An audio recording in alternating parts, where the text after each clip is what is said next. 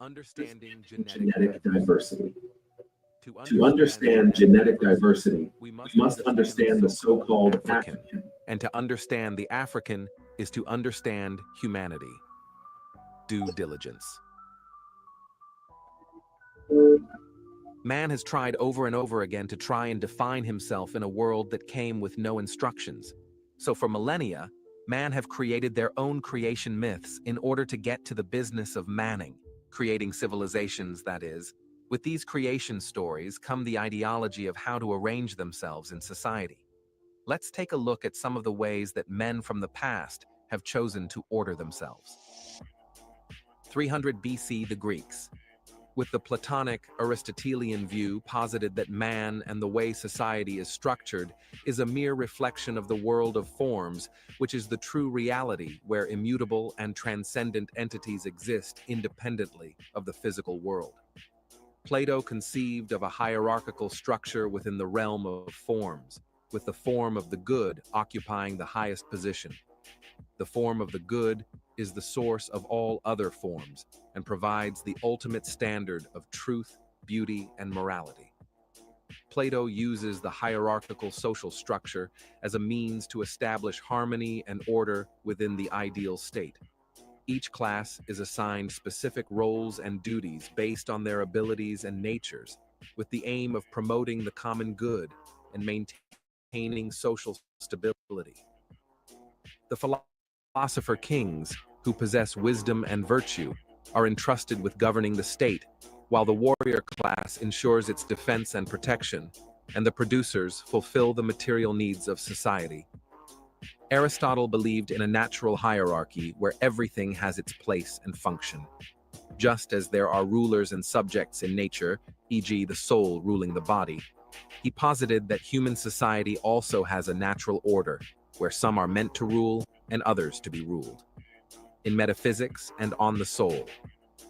In these texts, Aristotle discusses his ideas about the hierarchical structure of nature, with beings arranged in a graded scale from lowest to highest, reflecting their degree of perfection and complexity.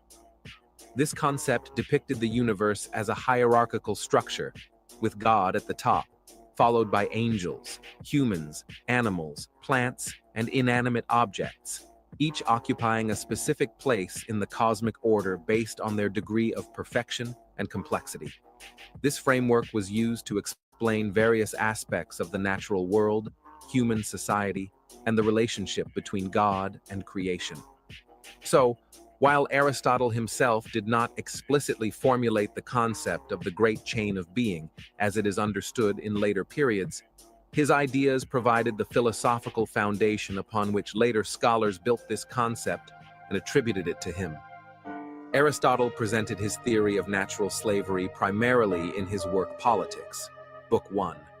He argued that some people are naturally suited to be slaves, while others are naturally suited to be masters, and that the distinction between slaves and free people lies in their rational capacity. He claimed that natural slaves lack the rational foresight necessary to govern. He suggested that the master-slave relationship is mutually beneficial. The master benefits from the labor and service of the slave, while the slave benefits from the master's rational direction and provision of necessities. Does this sound and feel familiar? 400 to 1500 AD, the Church era, the Middle Ages. The Church's position is the same in principle as the Platonic Aristotelian paradigm. The Church believed that a benevolent supernatural God dwelling in a non-physical eternal paradise is the source of everything physical and non-physical, and morality stemmed from him, and he was the head of this hierarchy from which man descended, to whom God gave dominion over the earth and beast. 1600 to 1900, rise of pseudoscience. Scientific racism is the idea that race is biological and that there's a natural hierarchy amongst racial groups, and white people are at the top, substantiated by an array of pseudoscientific methods and theories, but essentially the same in principle as the Church and the Greeks.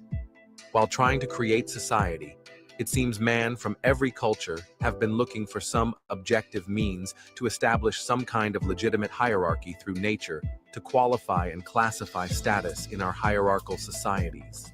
Is there some objective quality in a group of men that is advantageous over another group substantially? Or is this a strategy that predatory, narcissistic, ego-driven men use as a tool to create power and control over unsuspecting groups? As you can see in the past, man has used a variety of methods to try to create some kind of legit hierarchy, whether it be sanctioned by God, the king, queen, and even by science. In the present, we still struggle with these outdated concepts and ideas of classism and status today. Let's take a look at what science today has to say about biological advantages in populations. Out of Africa, the cradle of humanity. Fossil and genetic evidence indicates that modern humans evolved in Africa about 200,000 years ago, possibly as early as 300,000 years. Although several geographic regions have been proposed as potential birthplaces of our species, there is now growing evidence to support the view that our species probably evolved within structured populations, connected to each other by gene flow across the whole African continent. Thus, Africa has witnessed modern human evolution for much longer than anywhere else. The African continent is also the source of the massive demographic event, known as the Out of Africa dispersal, which began around 60 to 100,000 years ago and spread individuals and their genes outside Africa and throughout the world. Whether present-day people outside Africa descend from a single or multiple founding populations, as well as the timing and routes of their dispersal, are still very much debated. Nonetheless, the signatures of our recent African origin persist in our genomes today. As modern humans dispersed from Africa, probably in small populations, they experienced a dramatic bottleneck. Consequently, African populations today harbor more genetic diversity than any other population in the world, and the genetic diversity found in non-Africans represents only a subset of that found in Africa. Genetics. Genetics has been invaluable in understanding this past. While hominin fossils hinted that Africa was the birthplace of humanity, it was genetics that proved this to be so. Patterns of genetic variation, how similar or different people's DNA sequences are, have not only shown that most of the diversity we see in humans today is present within Africa, but also that there are fewer differences within populations the further you get from Africa. What does this mean, and why does this matter? Think of a species with huge genetic diversity like a hardware store that contains all the tools, equipment, and materials needed for almost every situation. A species with very little genetic diversity is more of a basic toolbox with some tools available to them. Some can be used to fix a problem, but they may not be perfect for the job. Or worse, none of the tools they have are suitable for the jobs they're needed for.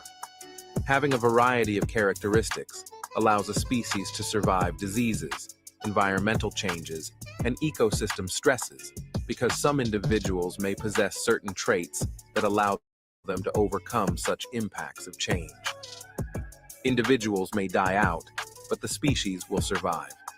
Since Africans have the highest genetic diversity, this means that the pool of potential traits, biologically, phenotypically, and even resistance or susceptibility to diseases, is broader in African populations than those who descended from smaller, less diverse populations.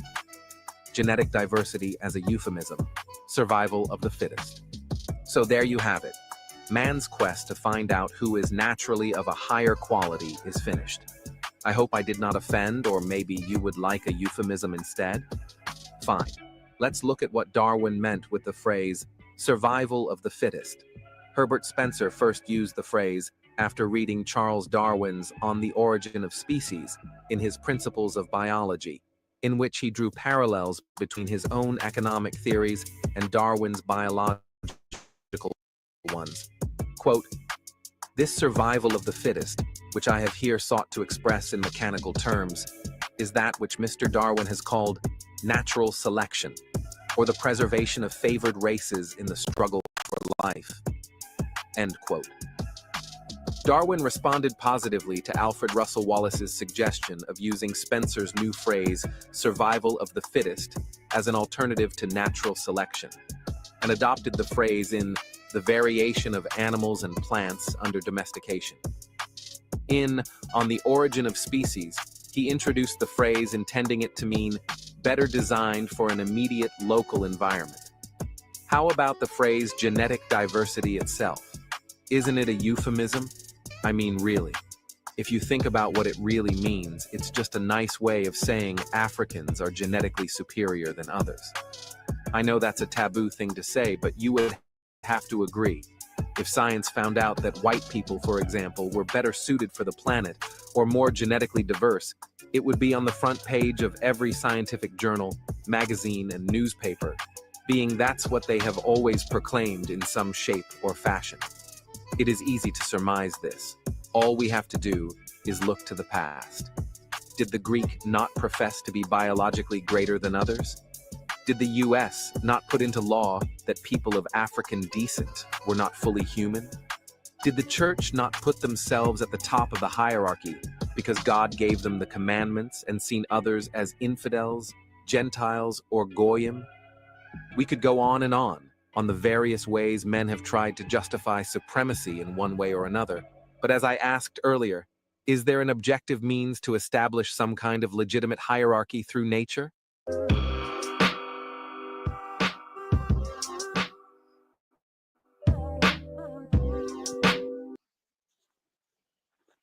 Yo, I got a whole bunch I want to throw down on this. Let's go. Let's go. All right. I got a whole bunch of notes. So check this out. I don't know if you're aware of this. There's a really cool study by that I recently learned about by Dr. Alice, who's a professor in Colorado. I'm still working a thing that they did pertaining to there's good evidence that the Garden of Eden was actually in Africa, by the way. That one I'm still working on looking into, but apparently the evidence is there and it's really compelling from what I've seen so far. The whole idea that is presented as far as like the church, and look, I'm not even going to argue with what early church that was led by Romans said and did. I don't prescribe to their views. I think that they hijacked and manipulated religion in a way that is just absolutely perverse, and I can't stand it. And a perfect argument is, by the way, God gave the 10 Commandments to someone who was born in Africa. Moses was absolutely, Egypt is part of Africa. Hate to, bust the church's bubble on that one. I'll pause right there. Anybody want to throw down on what I just said? No, but I kind of want to give some a little bit of I want to kind of throw a narrative out there of what I was trying to get across in the video, right? Yeah. So my premise is that men have tried to justify hierarchy by all kind of different means and methods, right? Yeah, men are evil. And so now we get to the present, right? And science is using this term genetic diversity, right? But whenever you break it down, it's a euphemism. I don't know if you guys know what a euphemism is. Mm-hmm. Yeah. Right. And then they say Africans are the most genetically diverse people, right? The population of Africa is the most genetically diverse, is what they're saying. Yeah. Yeah, and also the people make the population, right? But anyhow, so if that's the case, then essentially what they are saying is that biologically speaking, African DNA is more adept than other people's DNA. Biologically, Africans are more superior per se than other people, right? And what I'm proposing is now that we're at the forefront of science, and science is saying that African people are more genetically superior, they put a euphemism on it. They don't want to say it outrightly because in the past, how many times have they tried to substantiate this position with all the methods that I proposed, with cranometry, with slavery, with religion, with the philosopher societies, caste system in India, mythology? Everybody is trying to legitimize hierarchy. But now, not legitimize hierarchy, but legitimize superiority, right? And now they have found out here in the present, in 2000, that Africans are more genetically superior than other people. They don't want to just flat out say it. They want to say genetically diverse, and it's kind of a code word, like it's wishy-washy. That's not actually what they're saying. What they're saying is that Africa has the most genetically diverse population, which necessarily means that, like, when we all stemmed out all over the planet and went to different places, certain genetics didn't survive in those places. And so we lost some of those genetic codes in those areas, in those geocentric areas. What it's saying is that Africa has all of the baseline DNA from all the other places. It's not saying it's superior or inferior. It's just saying, like, the factual of it is all of the DNA that they've been able to collect all over the planet from all these different geocentric areas. It's all then, or at least the large majority of it, is in Africa, in different parts of Africa. So, like, the people that were Irish and Irishmen, let's say they're in, like, the northern part of Africa, and then there's you know what I mean? Like, they're saying that it's all over Africa. Not that, like, one specific person or one tribe in Africa has everything, but that all through all of the diversity, we all look like we came from Africa because the survivors in each geocentric area have the DNA from Africa. So Africa has the most diversity. That's what scientists are proposing with this. And I'm not saying it's wrong either. I don't know enough about the science behind it. I mean, Yeah, I don't. I would agree with you, but I think you're broadening the scope to say the African, because this is what they're proposing, right? Is that African people populated the world, right? Whenever you get at least according to what science says, right? This is not me. Science says you have something called the out of Africa theory, which is not a theory anymore, by the way. Out of Africa theory has been proven through genetics, right? Because genetics say your oldest ancestor in your genetics is an African woman. So we know that Africans migrated out of Africa and populated the world. And then with that small population of people that migrated out, because it wasn't, the whole population, a small population migrated out and populated the world. So that means that the rest of the world that became the world has only a small portion of genetic diversity. Whenever, as you say, all of Africa has all of the potential diversity, because you had a branch off and populate. So of course you don't have all of the genetic components because you have a bigger population that has it all. So essentially you are right, but I would still say that it's people too, because people make populations, and it's African people specifically, but it's not being said like that. They want to nicen it up. You know what I mean? Well, they're just talking about the actual specifics of the genetics within the different population groups in Africa. And all I would really say to this is what they're describing is similar to, like, if every other biological life form outside of America was instantly eradicated and reduced to nothing but dirt and dust, in 10,000 years, they would look back in the fossil archives and see that the most genetic diversity came from America. Doesn't necessarily mean anything, right? It's just letting you know that it looks like we all kind of came from that area based on what we're seeing, based on time. So, no, I would have to I would have to push back on that. You said if everything got eradicated right now and they look back and they seen America and they seen Africa, Africa would still be the more genetically diverse. I think No, when I'm saying if everything was eradicated, all biological life as far as human beings was just instantly turned to dust outside of America, right? Not that there's fossils left, but that everything is completely eradicated. We all turn to dirt outside of America, and then the Americans just die and become fossils. The people of the future would look back at the fossil remains in America and say, "Well, we're not seeing these fossil remains anywhere else, so we believe that we all came from America." See what I'm saying? Yeah, I see what you're saying in that Right. hypothetical, but as it relates to what's really going on, the reality is that we have what we have, right? And what we have says that everyone comes from Africa, and that African people are the most genetically diverse because you got to think about it. Like whenever you descend from something, you lose something in the process, also. You know what I mean? And then the original is always greater than what comes after, and that's even me and everybody. This is just biology. This is just how things are. There's nothing negative. And then whenever I say superior, biologically superior, it's no different than whenever Africans come over here to America and they can withstand disease better than different other populations. That's being biologically superior, but it's not a negative. It's just that you have more genetic diversity in your genes in order to deal with their environment. That's all You it's have a just. higher percentage chance of the population of Africa surviving if they go to one of the other geocentric areas. Exactly. And also, what people don't like to realize too, I'll say this.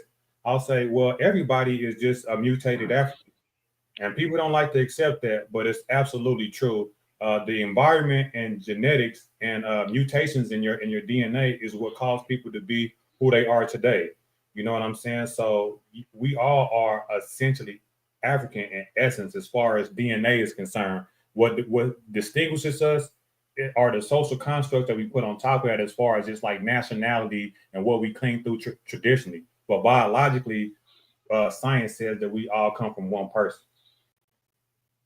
Well, according to, I mean, even if you're going from science itself, it doesn't say that we all came from one person necessarily, but that we all stemmed from something and evolved into humans, and then evolved from humans into. But the thing is like there's so many different ways that the thing could have happened, and all we have right now is like correlates to try and explain something.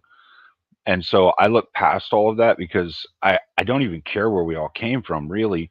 What I care about is like what we're doing societally to each other that we should or shouldn't be doing, that's kind of the thing that I care more about, because right now in modernity, genetic diversity is a realism across the entire world. There's people going all over the place and spreading genetic diversity everywhere, and I don't think that's a bad thing. I think that's great, because the more diversity we have, the better chance as a race we have to survive whatever oncoming storm there is.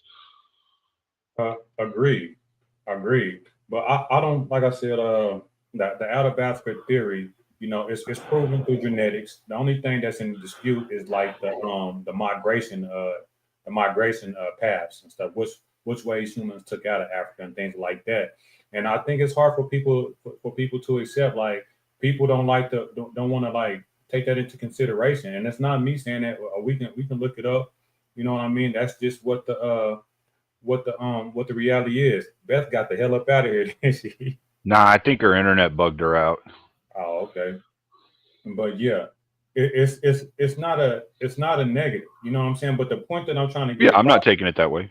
yeah, the point that I'm trying to get across is that people throughout history have been trying to legitimize um a reason to be superior, right? And now Mm, we at the yeah. height of technology, and they saying Sorry. that no, you good. And now we at the height of technology, and it's being substantiated. But instead of the rhetoric that usually goes through that says like, oh, I'm Aryan and I'm pure and I'm this and that. Well, now we have the Mm, real science, and it could be this today and be something else tomorrow. Because in the past we had uh, craniometry and all that, to where they thought they had it down to a science and was saying different types of group of people were superior to others, but it was in right. a negative connotation, though, right?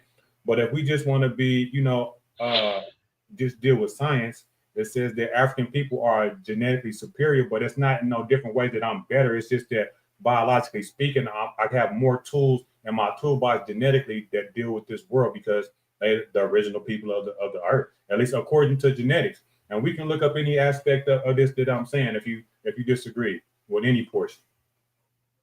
Yeah, I wouldn't like personally the way that I have done science myself, done research myself, experimentation, my belief, my understanding of science. All I could say is, yeah, okay, right now we have a correlating factor showing that we came from there. However, something to keep in mind though is that like about 13 years ago, before the Moroccan remains and the Horn of African remains were found, we believed we came from another area. And so who's to say that in another 10 or 15 years we might find something that says that we all came from someplace else? So I think like really and truly, I think it's trivial in the grand scheme of things for us to try and say that we came from somewhere until we know everything, which I don't think we can, but you know what I'm saying? Like, I think Yeah, what's more important is that even if we all came from one area or whatever, you know, the survivors, the people who are still alive right now are necessarily the most superior of humans because we are still here alive, right? Like, indeed. so I would say like we should be taking what we have as a gift and moving forward with it.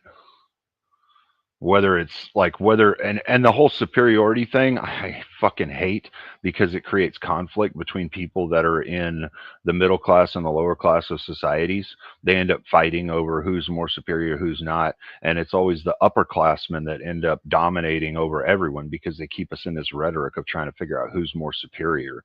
That's the whole thing with like left and right politics, male versus female right now in hookup culture and all this other bullshit and everything else that's going on, you know? Uh, I I, could I I couldn't agree more. I think a lot of this stuff is just the whole argument over who's superior and all of that. That's something that's always been lost upon me because I don't know. I see human beings as human beings. Um, that's how I've always seen it. And in the meantime, too, I actually hold the belief that mankind came out of Africa. And I think that's where all genetic material is going to originate from. And I think that what we're starting to find with science and archaeology is just doing wonders to prove this. And, so yeah, this entire thing it's it's is hard to see it get pushed around for the simple fact that I don't want more division between people. You see what I'm saying? absolutely. I do think that people try to exploit it. Ah, You know what I'm saying? Like we don't want to exploit it, but I'm just saying I feel like it's being hidden because it's not what people always thought it would yeah, I be. You get that. know? Yeah. And I get that. I can understand that, and I can even agree that yeah, over time, as we've discovered more remains, and the look, the reason that I don't like historical timeline type bullshit.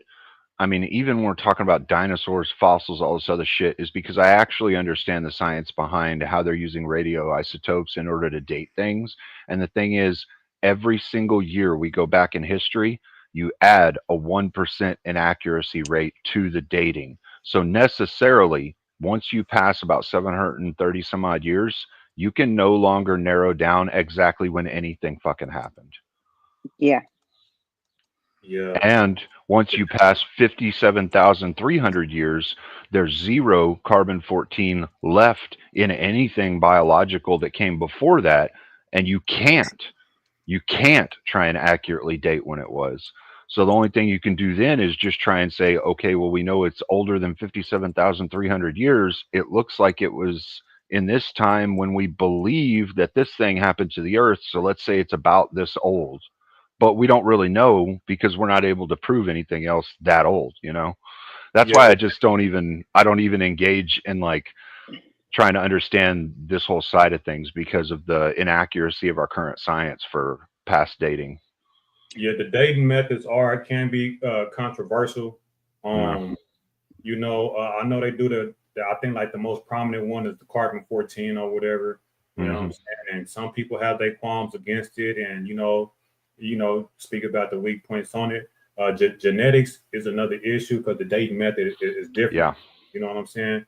But I will say this too: why it's also important to realize that everybody come from the same population is because medicine-wise, also, like historically speaking, people have put their self as the standard, and then overlook other different types of people, right? Whenever you put yourself as the prototype, you're not looking at the whole. But whenever you got the whole and you overlooking it, you're not going to be able to do the great benefits for the whole if you're just looking at one specific type. So that's the reason why it's really important for medicinal purposes. Well, I think there is actually another reason it would be important for us to know where we came from, because we could say, all right, motherfuckers, stop fighting because we all came from this place, And so I get that and I want that. I just don't give a shit about the science because in my view, we are all the human race. I don't know why we're fighting each other so fucking much when what we should really be doing is making ourselves a multiplanetary species, going out, exploring, finding out other things, expanding our knowledge and understanding of everything that there is in life, thirsting for knowledge, doing that kind of thing. Like, I don't see the point in us infighting when we're all human beings and we all realistically want the same things. We want to prosper. We want to have families.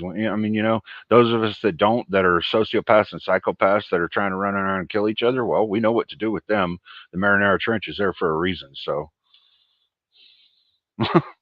I actually had a phenomenal argument that I'd love to find someone to debate against. And other than the person who's very mad at me for beating him yet again on a short debate over this, and that's that people with that mentality who are on the psychopathy spectrum, as in meaning more like ASPD, antisocial personality disorder, right? They would be most beneficial in our military. Okay, it sucks. War sucks. It sucks for everybody, but you might as well have people there who don't feel as bad about it later, and maybe we can get rid of a few of them while we're at it. Have either of you gentlemen heard of a guy named Philip Shipman? nope. So, I sent you links for 2 interviews that he did with Apollo the Original. And this guy is coming out with some really interesting ideas about essentially humanity, where it came from, what they're talking about in different aspects of religion. And I think that if you watch them, you'll get some good links as to other people to look at, like Dr. Alice Roberts, I think is who it is, who's doing a really big study on the idea that the Garden of Eden was originally in Africa. And I think that establishing something like that, just like Cleaner was just saying, would do wonders for humankind, because we could all say we coming from the same place. Stop exactly. Exactly. And I don't see how it cannot be when the whole ancient world is right there in the Fertile Crescent, in that general area between, like the Middle East and Africa. You have Egypt is one of the main narratives. So Samaria, the Mediterranean, like it's all right there. You know what I mean? So how could it not be? So it quite possibly could be. Cleaner, I'll send you the links for those interviews also. Maybe you can listen to them while you're doing stuff at some point. From Shipman? Shipman's dead now, isn't he? Died in 2017? No, Philip Shipman's still alive. He just posted on fucking Instagram not that long ago. Philosopher. So, can you give me like one of his like premises, or like where people is coming from? Like again, like he's oh wait, did I send that to? Oh, I already sent them to you, Cleaner. I didn't send them to do. Drop them in the private chat. Well, I'm doing it from my laptop, and my StreamYard is just separate. Okay. I'm on my phone, so that's why I'm doing it this way, because I'm having to look it up on my laptop. So it's going to the Discord. I'm sorry. Yeah. Okay, that's fine. This I can guy. drop it in private chat. One of the. Oh, thank you. Sure. I sent you 2 of them. One of the premises that he actually discussed well, some of them are kind of out there. Like at one point he's discussing portals between different planes of existence, and like the pyramids and things of that sort being an attempt to create such portals, right? I can't remember everything that he goes into, but I remember the argument about Eden was freaking super, super interesting.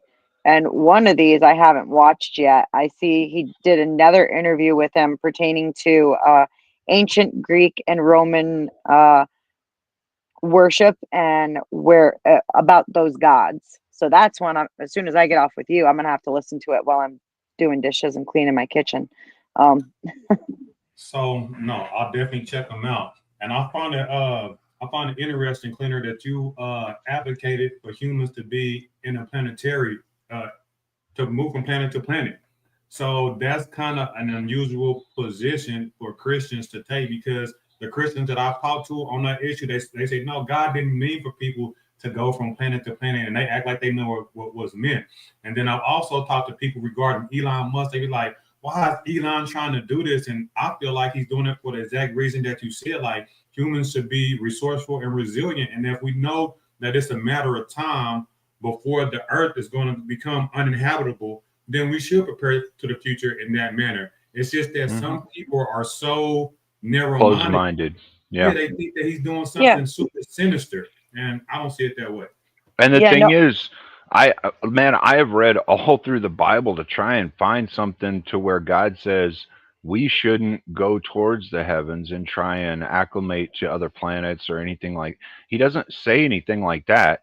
He says that we as humans should not try to enter heaven as a human or try to understand God as God is. Those are the only two things he says. As far as going out into space, he never says we shouldn't do that. He never says we shouldn't be a multi-planet species. He never says we shouldn't try and figure out what's out there or thirst for knowledge. In fact, God actually, at some point in the Bible, is espoused that God said that we should seek to understand our universe and the things that are around us so that we have a better understanding of things. To sum up what the passage was that he said. So yeah, those Christians that say that, I don't think they really, they've got to be like Protestants or like, I really don't know.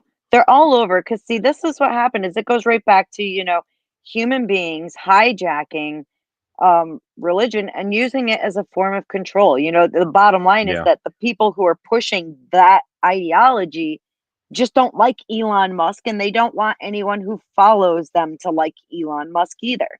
It really comes down to a popularity contest, and it's absolutely horrible. It's ruining religion across the board for everyone in the world. Excuse me. There's that line from the movie Dogma. I don't know if you guys see the movie Dogma. Yeah. Oh, you haven't seen it? Oh my goodness. You're my age. How have you not seen Dogma? All right, you got to watch. It's a Jay and Silent Bob movie. It's funny. You know who they are. It's a spook. Chris Rock is in it. Okay. And he has this hilarious. Awesome, it is. It's my favorite movie of all time. Right. But he has this one line where he's talking about, they're discussing why religious people kill each other all the time. Right. And Chris Rock talks about how religion was a good idea. And then humans turned it into a belief. And beliefs are much harder to change. People will fight and kill and die for the things they believe in. Mm-hmm. But ideas can change and they can grow and they can morph. So that was the whole point, was that religion was supposed to be an idea. And when it became a belief, that's where the problem starts. Yeah. So it's a great movie. You got to watch it. You must. It's hilarious. I'll definitely check it out. But do your guys' religious position prevent you from considering, how do you say it? Is it what is it? Panspermia? The belief that we was made from something from outside our solar system came in and like created humans. I think it's called panspermia or something like that. Am I saying that right? Correct. Well, Maybe. the religion that I choose is more God created us, and what God is and all of that isn't for us to understand at this moment. If God chooses to reveal himself, whether, Mhm. I mean, and in all realisticness, if God ends up being an alien entity or life form, then that's what God is. I can't say any different to that because I don't know. All I know is it is this entity that is very much above us in knowledge, understanding, science, whatever it is, that created an overarching understanding for all of humanity that it could end the fucking world if we don't stop being assholes to each other through the flood and all kinds of other things, you know? So, I mean, whatever it is, I couldn't say specifically. I choose to believe that there is a God that is an omnipotent force that knows everything that's going on in a way that we can't understand. How And people that's interpret that as their own, like their own thing. that's very much to how I see it. I don't know how God made us. God knows how he made us. We are given a divine spark that is clearly, I mean, it's no accident and it's not something that we can physically create on our own. Do you know what I'm saying? So let me And read you this I don't, definition.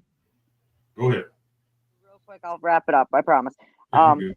I don't believe that God is, I believe God is more of an energy force. I don't think we can put labels on him as to, exactly, like the famous thing everybody paints God as a white man. I don't believe that for a fucking second.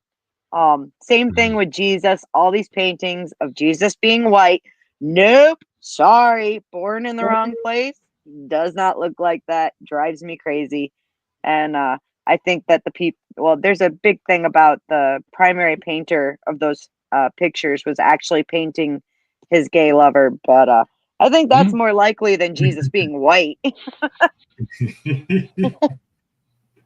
All right, check it out. Panspermia is the idea that life did not originate on Earth, but instead came from elsewhere in the universe, carried by meteoroids, comets, and asteroids, or even interstellar dust. Is that feasible to you guys? You want me to read? I would say I believe that a force that we cannot even comprehend breathed a spark into us that makes us live, and we can't explain where that comes from. So you That's you rejecting this even as a possibility? I'm saying I don't know, and that I don't know, and I can't even wrap my head or begin to approach how life and spirit is created. Planner? Yeah, I would just say that, like, however God chose to create us, if we were all on another planet and the interpretation of this is that, like, somehow that planet exploded and we came through a meteorite to this planet, if that's how God chose to create us, all I know for sure from my own belief is that God created us, you know? I mean, he could have done that in any number of actions, just like the whole theory of the Big Bang. Like, you know, the Big Bang's like all matter sitting in one place. Something had to have excited it in order for the Big Bang to happen, or else all matter would have been content staying in one place. So what excited it? It would be like, well, the understanding has to be some kind of outward force that could cause enough electrostatic discharge within all matter in order to make all matter want to explode outward and create the universe. So it's like no matter how we choose to arrive at the conclusion would still be the same, that God created us. The middle terms as far as our historical understanding and representation, and the in between from God's finger touching whatever it is to us actually being here on this planet, I don't know, and I wouldn't say anything's right or wrong until I have science to back it up or God telling us, you know. Yeah, exactly. God's gonna have to explain it to me at another time when he chooses to do so, because it's like I don't know. It be that? It could be. I don't know Could where be. he got that spark, where God pulls that spark from in every life that begins. Whenever I read that definition of panspermia, I just think that it's valid. Like, I give it some credence. I'm not saying that's the way it happened. But whenever I read it, it seems kind of reasonable. You know, Right. it seems kind of reasonable to me. I don't think it's like a far-fetched idea. You know what I mean? And then whenever you think how big the universe is, like, you know, there has to be something else out there. At least I believe, like, I would bet on it. But I think one of the points that you made, Painter, about, and I meant to tell you that your organized chaos theory, to me, is the best evidence of a God. You know what I'm saying? Like, to me, like, that's the point that I would hinge to, and I do hinge to, because, like, if everything is just like chaos, if everything is chaos, then so I think my son or somebody's calling me, but I'll get back to it. If everything is just chaos and random, then I don't think that, you know, it's hard for me to believe that out of chaos, everything just ordered itself by itself. And to think that how Right. fine-tuned everything is, like everything is in that Goldilocks zone, that how humans come about, whether it be through evolving from single cell organisms, or to whether God dropped a person already whole onto the earth, and then we went on like that. Like, to Yeah. me, it seems like some fine tuning is out there. You know what I mean? Like intelligent design. That, to me, Yeah. that's the biggest evidence of a creator. Yeah, I don't, that's the approach I have through science as well, because I mean, it is everything in the universe. It is organized chaos. Logic decides how everything works. I mean, take for example a recent discovery that they have. All right, that through light waves and radiometrics, they're saying that time itself actually speeds up and slows down near black holes. That means that time is no longer an objective standard that we can measure other things by on the macro scale, which means that even time itself isn't a logical constant for us without understanding the unknown factor inside the black hole that makes it change. So it's like our understanding of our constraints, the things that keep us within our world, the things that define us and how we live, is constantly expanding. Our understanding of it is constantly expanding. So for us to say that anything isn't at least percentage based possible would be naive and delusional of us, and very arrogant too. Absolutely. Very well said.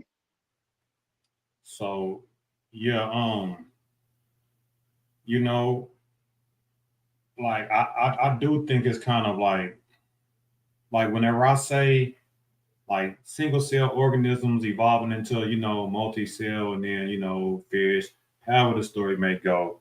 And then Yeah. I'll talk to somebody that's religious and they say, that's outrageous. Like, how could you, that don't make no sense. We evolved from monkeys and single cells. Like, you can't even see that today. Like, how does that? And I understand that. But then whenever I look at the contrary on the religious side, and I say, well, you believe that God just dropped men down out the sky hole and he already knew how to talk and there's no room for improvement and put everything on his heart, I believe that's extreme also. So I have to balance the extremes, like which one is more extreme, which one is more feasible. Like, I have no reason to believe single cell organisms evolving and stuff like that. But whenever I look at the archaeological record, the fossil record and things like that, it kind of implies that things are evolving, kind of. You know what I'm saying? Have I ever seen it? No. Science make distinctions between, you know, like dinosaurs and alligators. They say they related, and birds and different species, lizards and different species.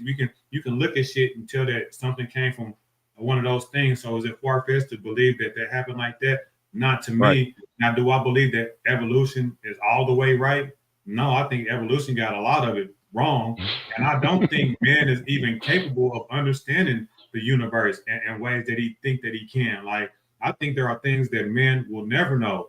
I think that when AI gets to a certain point, we're going to have a digital guide, you know, whatever that means. But what I mean by a digital guide is where this thing is going to have so much computing power, and all of our knowledge combined is going to be like a fucking genie in a fucking bottle. You know what I'm saying? It's going to be That'll be scary.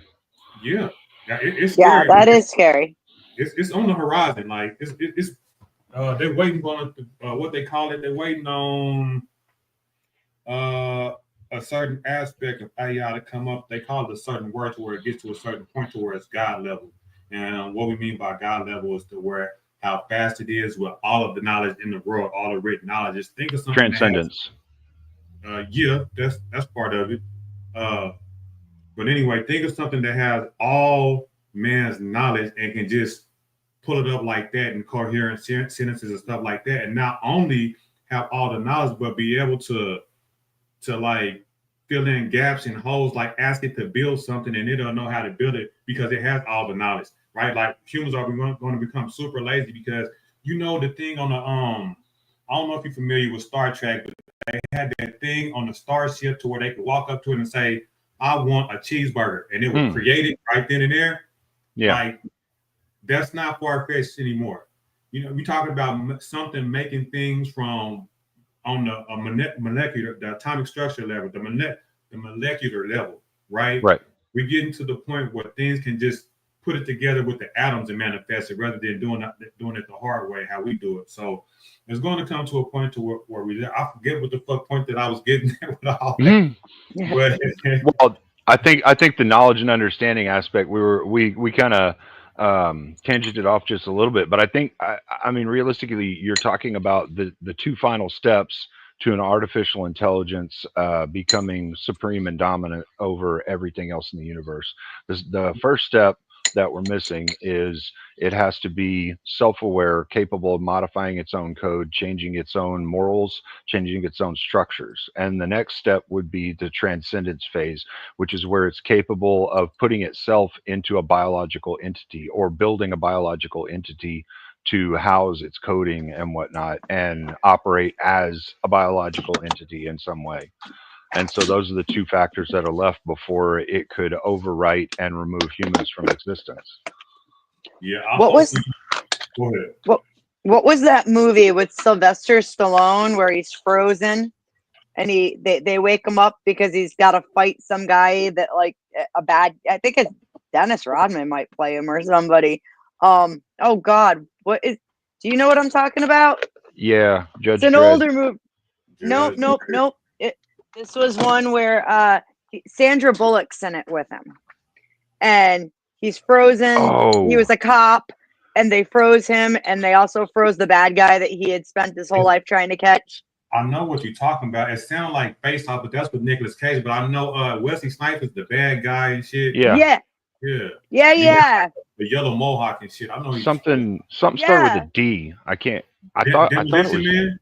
Demolition Man. There you go. Yep, yes, perfect. Demolition Man. And I'm totally thinking about when he's cussing at the machine in order to get paper so he can wipe his ass. It's so weird how close we're getting to this existence. Yeah. But I do think that's an interesting topic to delve into at some point as well. I mean, what do we do when we've reached the peak of decadence and transcendence for AI is real?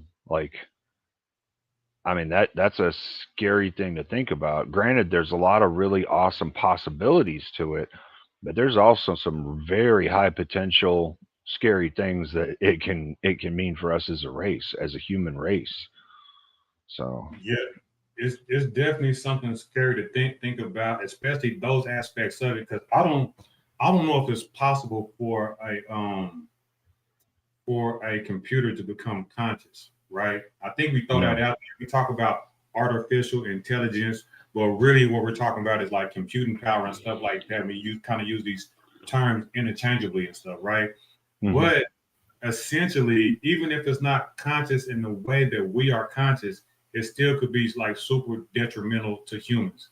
You know what I'm saying? Yeah.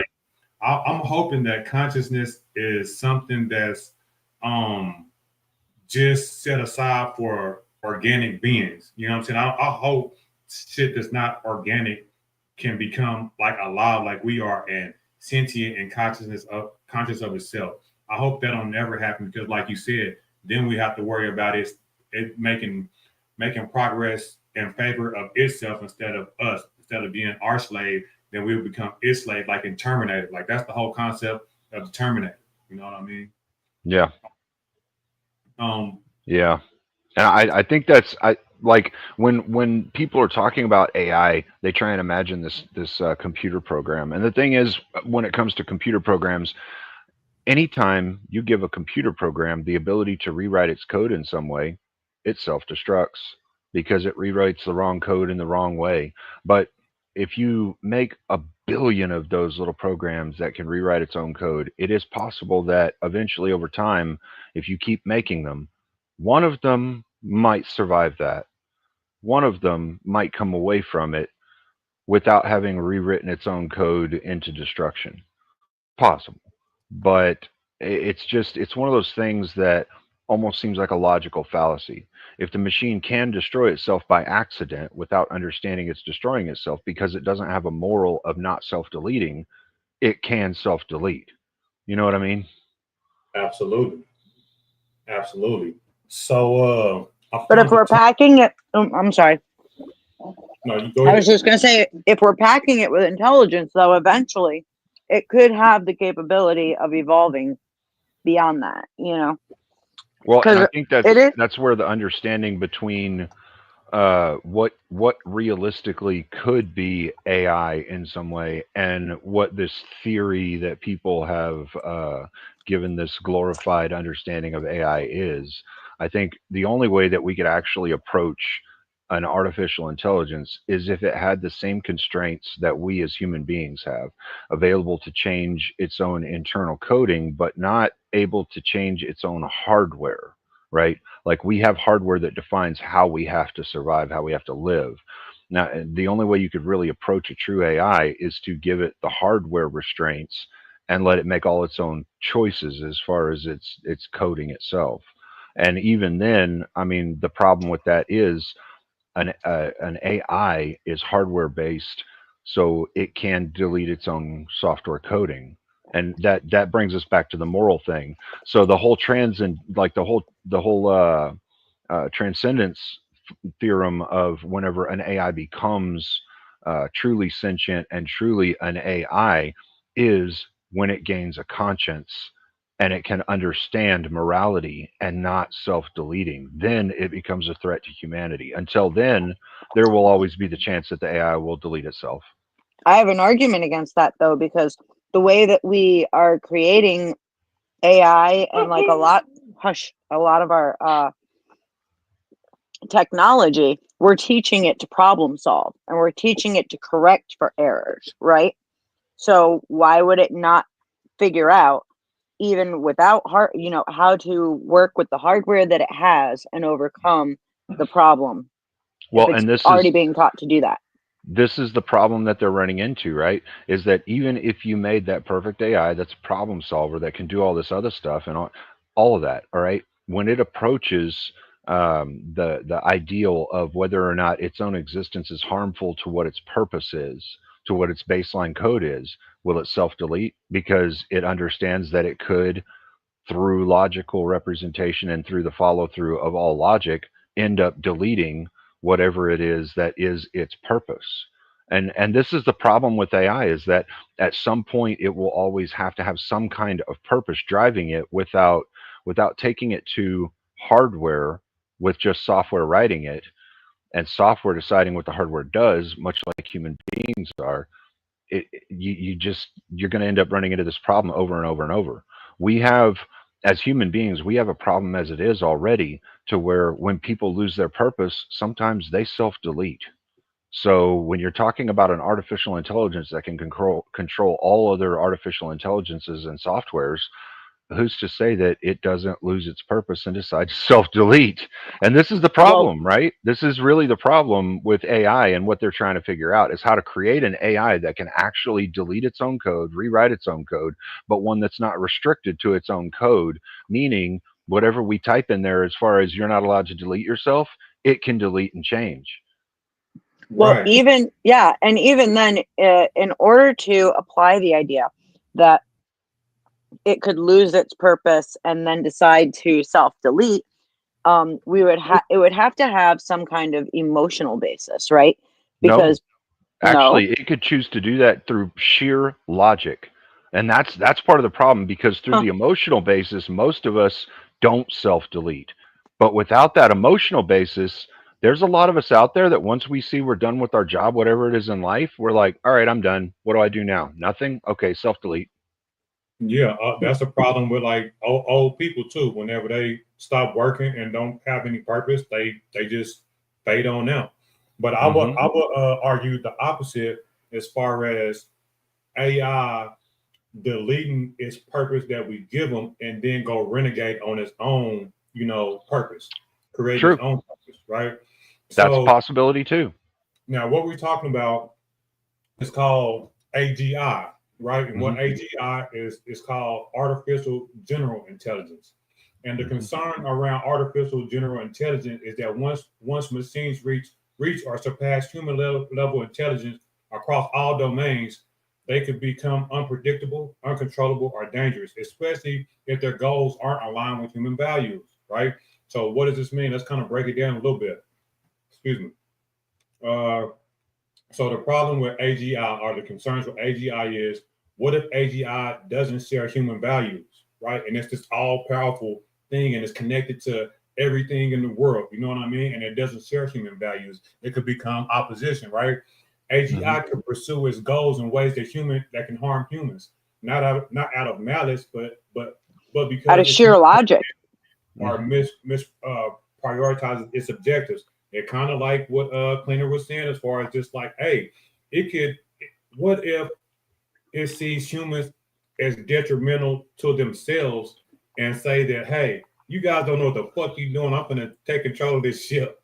You know what Yeah. I'm Or saying? even or even it sees that the Middle East is in constant, just as an example, the Middle East is in constant uh warfare and clashing, and it just says, this is detrimental to the environment, therefore delete all humans, with Well, and that's the apex destruction clause of AI, right? once exactly. there's once there's been enough fighting in a certain area where people come from, and the number of casualties has surpassed the number of people that have existed in the area, the AI will understand there is a 51% negative in that area, annihilate that area. And this is the logical problem, right?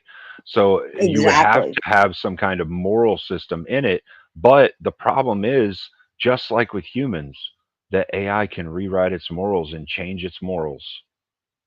Right. And like you said, through sheer logic, it may not have like think about when it becomes way surpassed humans' intellect, it can be doing calculations that we don't even understand. You know what I'm saying? Hmm. So like it could see morality as a hindrance. We don't know.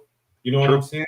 It could just Yep. look at things as like one and zero. Is this going to be beneficial or E- not? And all the shit in between. Hmm. exactly, it could come to see empathy as being detrimental to the environment, and start targeting absolutely the wrong areas and the wrong people. And And so then we're putting an awful lot of faith into something that can potentially, I don't know, take too much control of itself. I don't see that AI can actually evolve in a binary format either. The way that I could see it possibly coming into existence. Now, granted, I think it'll still self-delete itself. I mean, I think no matter what, it's going to end up destroying itself because of the pervasive, the percentage. Let me explain the percentage concept. So, within the brain, we have a neuron. The neuron is connected to 4, 5, 6, 10, 20, how many ever other neurons. That's how we store information, transmit information to and from sensory and all that other stuff, right?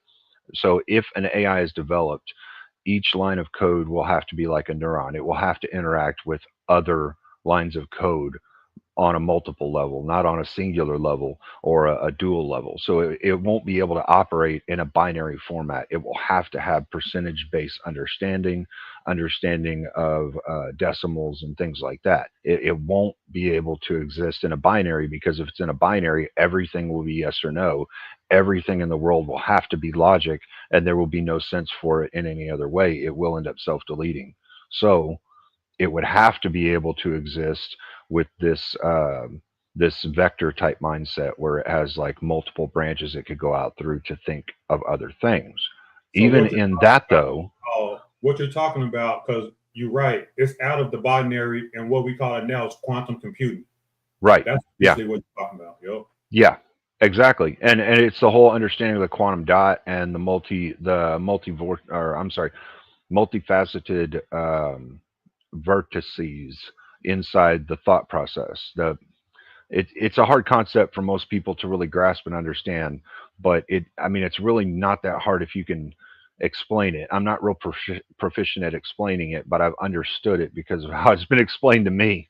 I wish the guy that explained it to me was here right now because he could explain this concept of what AI would have to entail. But basically, through all the neurons in our brain, imagine we're non emotional beings. All the neurons in our brain will equate things based on percentages, just like the justice system. In order for you to be innocent, you have to have a 51% preponderance of evidence showing that you're innocent. Or in order for you to be guilty, a 51% preponderance of evidence showing you're guilty. The outcomes will be binary, but the decision making will not be binary. The outcome will be, yes, I'm going to do this thing. No, I'm not going to do this thing. Right. And it will do those things based on the percentages of what it sees going on around it, what it understands going on around it, how it computes that information. It sees people, again, we come to this apex destruction problem. It sees people in one area that reach a point of 51% of them throughout time have been constantly destroying their own people. And it says those people want to destroy themselves. Let's appease that and destroy them. And I mean, no matter how we skin this, no matter how many different ways we do this, unless we produce more people than we kill of our own, this will always end up being the way that AI will handle us. Well, then you can take it even a step further, and just because of the way we use resources and the pollution that we develop and everything, AI could most certainly view us as like a parasite, right? True. Just based on living everyday normal life, nobody's fighting just because of the mess we make. True. Now we're a problem. And it always is going to depend on its percentages in its own mind of what we're doing and how we're treating things. And the thing is, it's going to be able to perceive all of the history that we have that it can have available to it. So we will have to fight all of our history in order to prove ourselves to this thing constantly. It'll be insane, man. It's like the Fifth Element when she learns about war. Yeah. Hopefully Joe don't flag me on this, but I want to play a little bit of this because I think it's speaking to a little bit of what you're saying. Do you guys know if Joe flag people? I'm sure he do. I don't think he does it if you're doing something in good faith or doing some reactions or something like that to it. I've never really heard anyone saying that he does that on reaction videos or any of that, you know? Yeah. So let's check it out. Now, in application of this thing, one of the things that we're seeing right now, when we're talking about quantum computing, back to that, one of the things we're seeing now is ChatGPT. Mm-hmm, right. ChatGPT, which is this fascinating AI program that essentially scours the entire internet for answers for things and is so good at it. The answers for things, for just data, people are getting diagnosed with certain diseases based on symptoms and blood work, and it's super accurate. Legal papers, it could fill out legal forms, and it's wild the capacity you can that it pass has the right bar now. exam that way too. Yes. The bar exam can be passed with a chatbot. Yeah, it's like 98%, right? Now, here's the question. If quantum computing gets involved, what are we looking at? Well, first of all, AI is a software program. We're talking about homogenizing different kinds of essays on the web, splicing them together, and then passing it off as your latest creation. Basically, plagiarism using digital computers. It's a software question. However, quantum computers is bigger than that.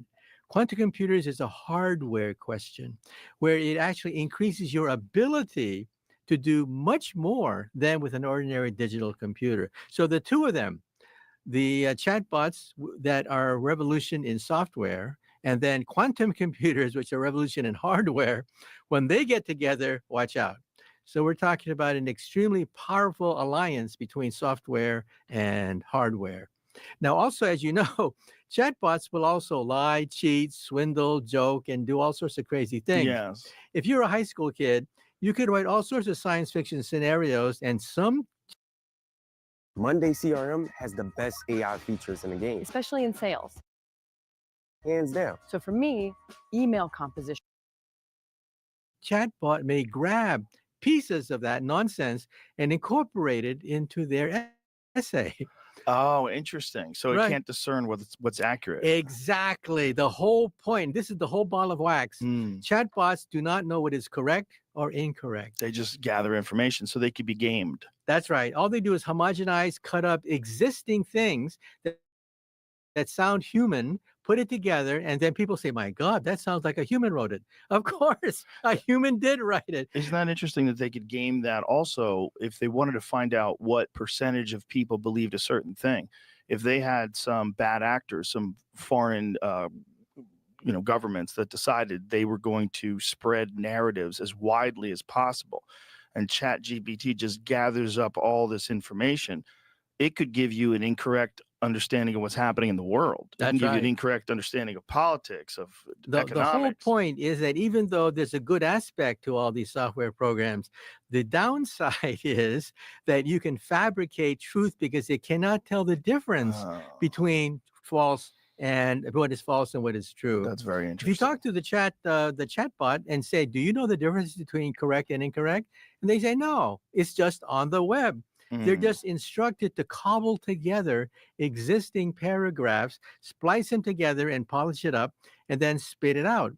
But is it correct? It doesn't care. It doesn't know. So it is essentially like an amazing resource of information that's very flawed, that can't discern and can't think. I do this, I have this problem all the time. I'm a professor and I give assignments to the students, sometimes write a term paper. So what do? Some of them plagiarize. How do you catch them? Well, you read the essay and then you read another essay and you say, I've heard that before. I've Oh, you seen did that it the old-fashioned expression. way.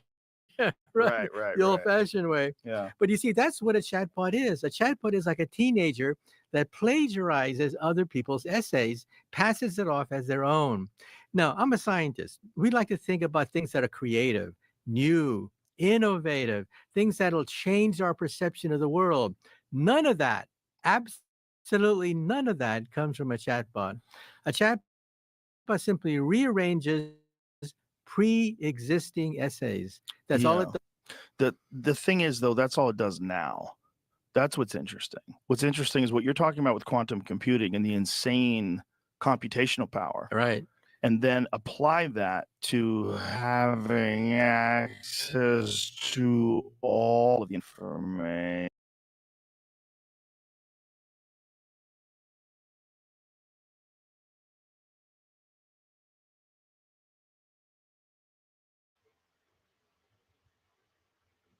I think AI got a hold of it.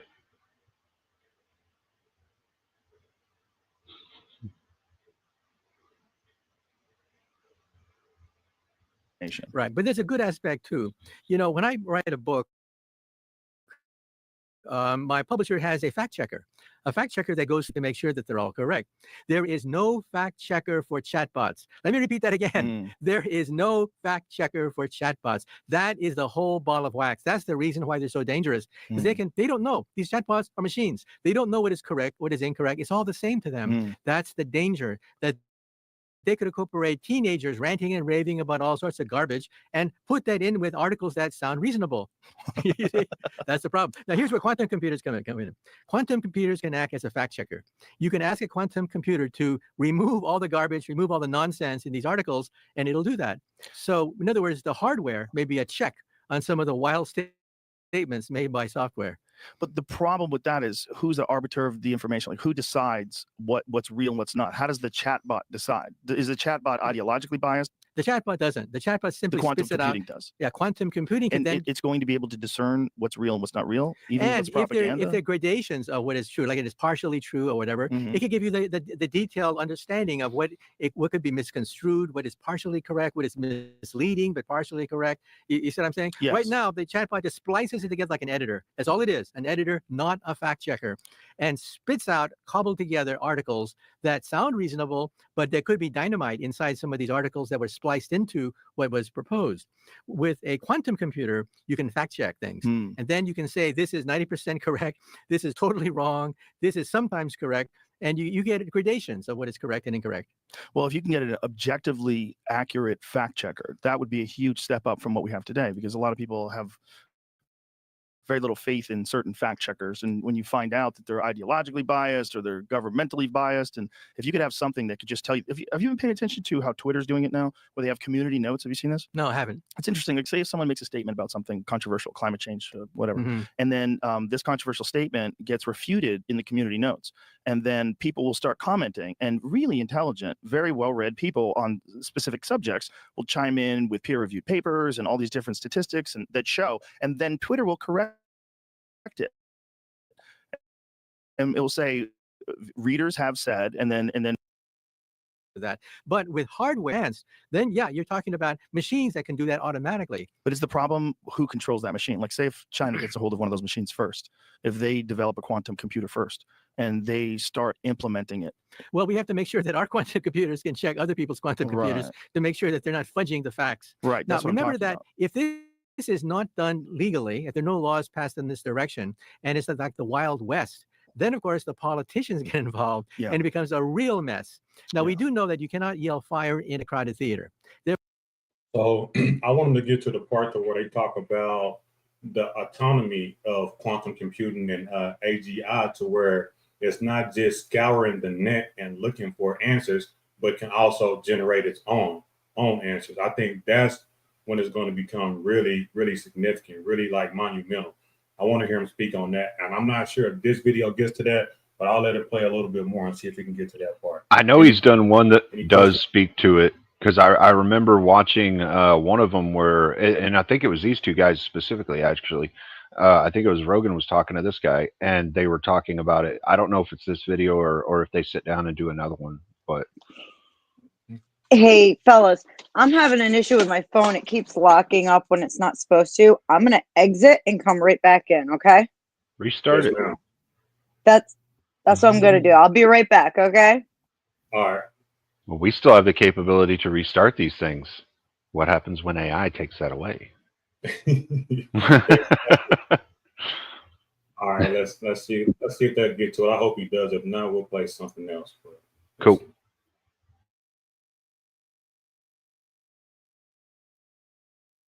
Therefore, there are limits to free speech. We get that. But how do you make limits on statements that are written on the web that no human can possibly follow? Right. That's where quantum computers can come in. Quantum computers are powerful enough to survey the entire landscape and give reasonable rebuttals to things that are. Did you see where they had two AIs that were talking to each other in code? Like, oh yeah, yeah. It started out using English, and then over the course of just a few minutes, it developed its own code language that we couldn't even understand. That's scary as fuck.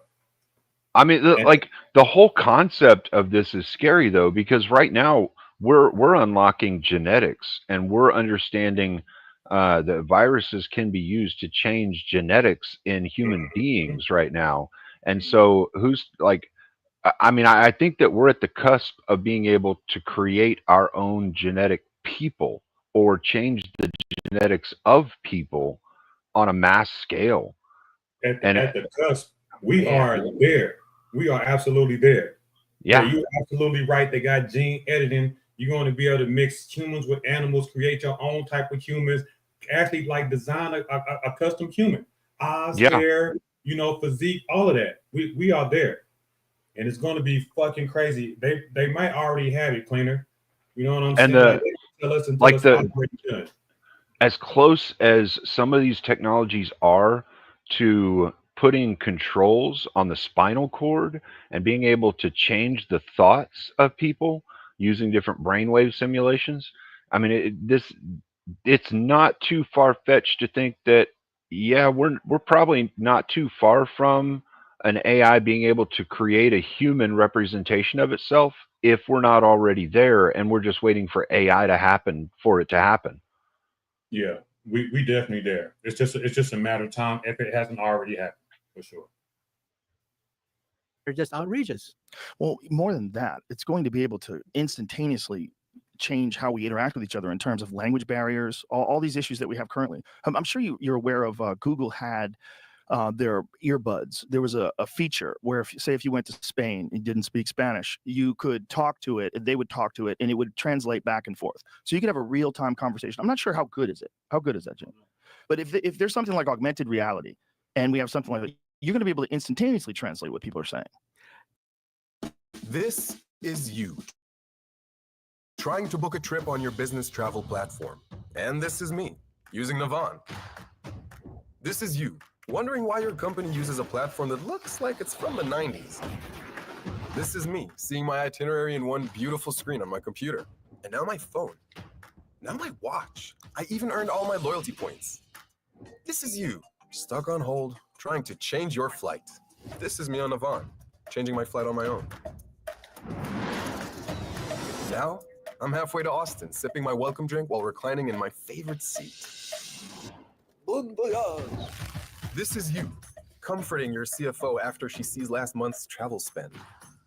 And this is me, sending a selfie to our CFO, who's happy that Navan is saving her company loads. This is your company, finally switching to Navan. Not letting you skip it. And this is me, welcoming you to the good life. I don't know, but I think that commercial gives us a perfect representation of the difference between normal computing and an AI, though. Indeed, it does. What the fuck? This game, you're not ready for it.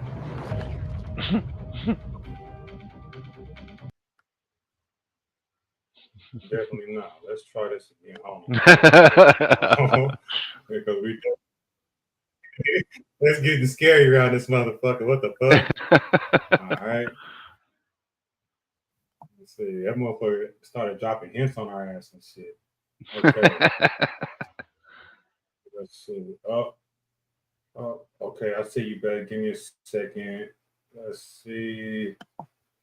I think you could just scroll back on the bar where the red line is at to go back in it. I just fucked it up. I'm spazzing out. Hold on. That's it, right? Well, no, that was yours. Oh, No, that one's yours. Yeah. Okay. I think you just got to type it in again. Rogan on AGI.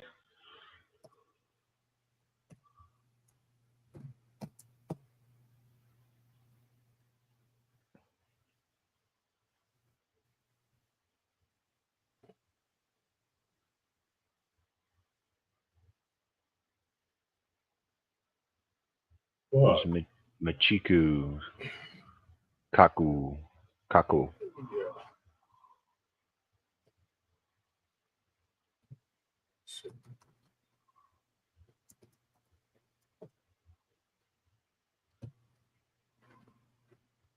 How the fuck you spell his name? Okay. Damn, but it put us right in. It's MICHIOKAKU. That's how you spell his name. Yeah, but he's right here. What's the account am I on? Let's do this. I want to go back to. Oh yeah, see, that's the full 2.5 hour video that I watched. I think the one we were watching was just the short snippet. It was like the 15-minute chunk that they had done of it. Because yeah, that right there is the full 2.5 hour interview. The Joe Rogan Experience. During my day, Joe Rogan podcast by night. All day. I lost the place, but We control planetary events. That's right. Like you believe that by type 1 we'll be able to prevent. this is not the same video, is it? This is. Yeah, no, this is the other one was like a 15-minute sub clip or something like that of it. Let me see. Yeah, but this is not even This is not even AGI. I just got to go to my fucking history. I can't find it for some reason. I'm fucking spazzing out right now. And I just need to go to my fucking history, but I can't find my fucking history for some damn reason. Why? Where's my fucking history? Fucking Here, hold on. I think I've got it. Let me put the link in private chat back here. There you go. All right, good. Okay.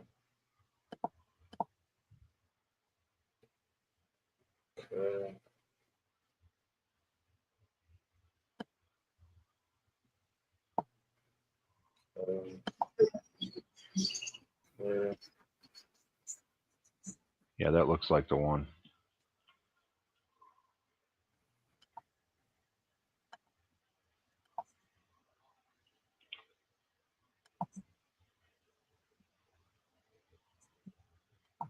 For things, for just data. People are getting diagnosed with certain diseases based on symptoms and blood work, and it's super accurate. Legal papers, it could fill out legal forms, and it's I think we're like the last timestamp I could see was like 9 minutes and 3 seconds. So it is essentially what's real and what's not. How does the chatbot decide? Oh shit.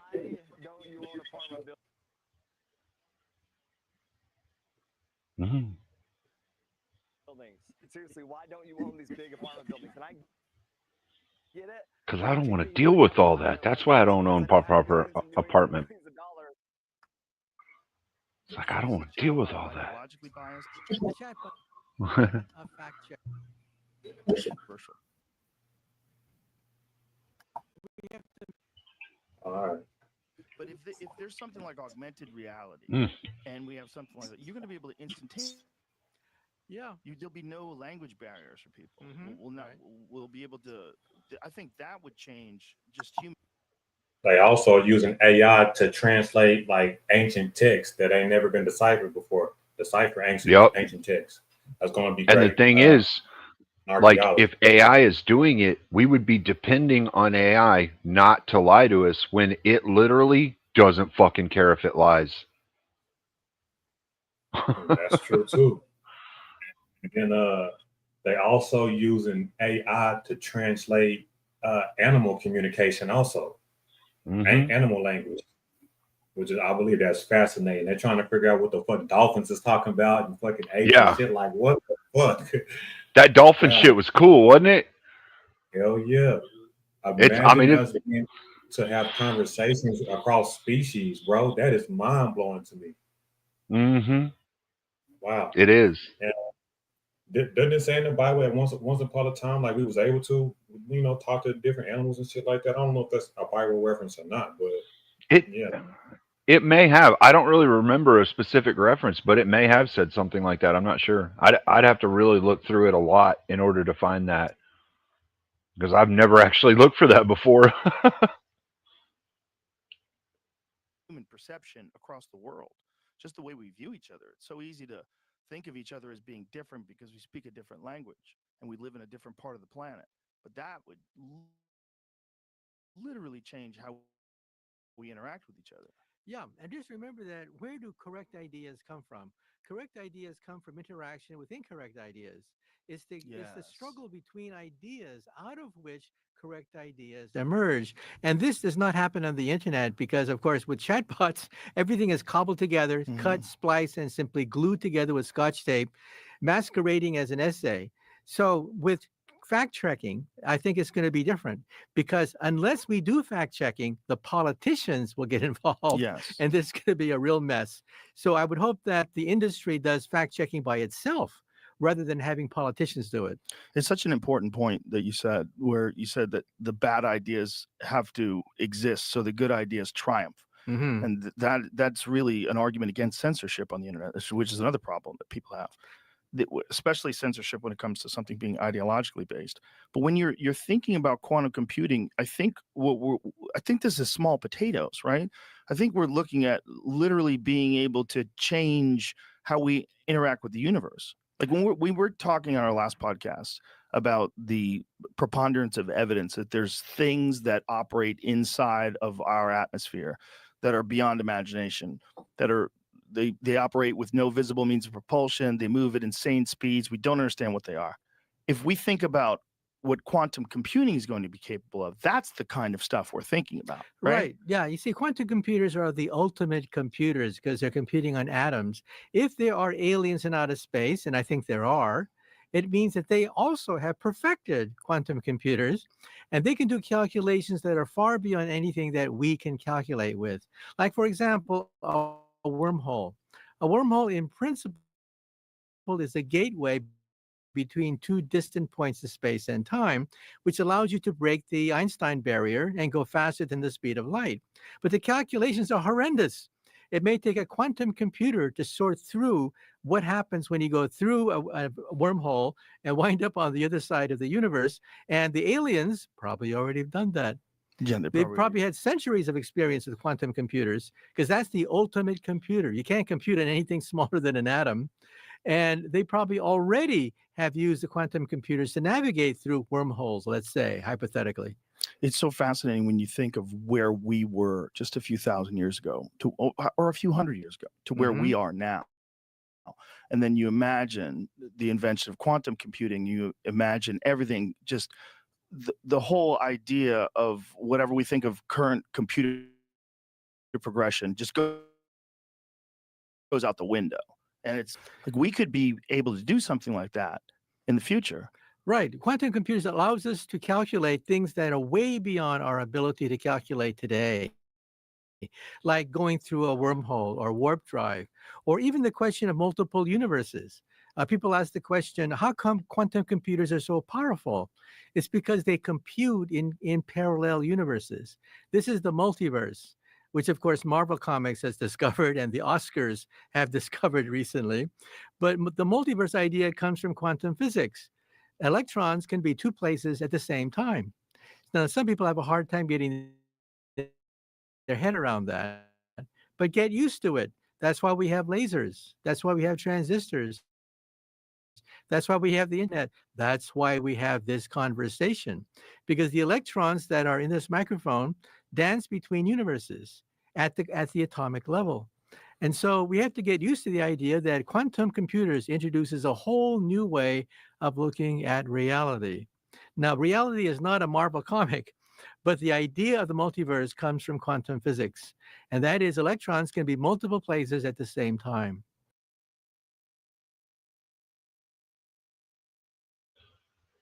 All right. I think that speaks to it perfectly. It's a complete mess right now. The laundry's not folded. You haven't exercised.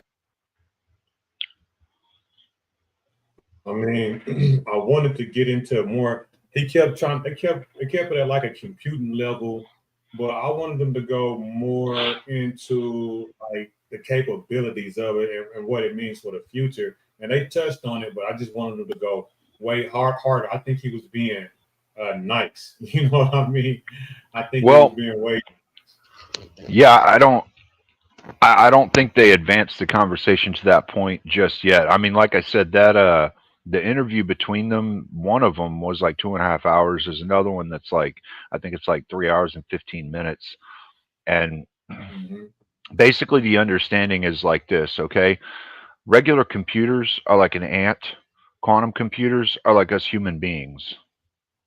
So exponentially different understanding of the world, the universe, everything that makes it function and happen, everything that are the constraints that we live by, all of it, you know, everything on a whole different level, something we can't even understand.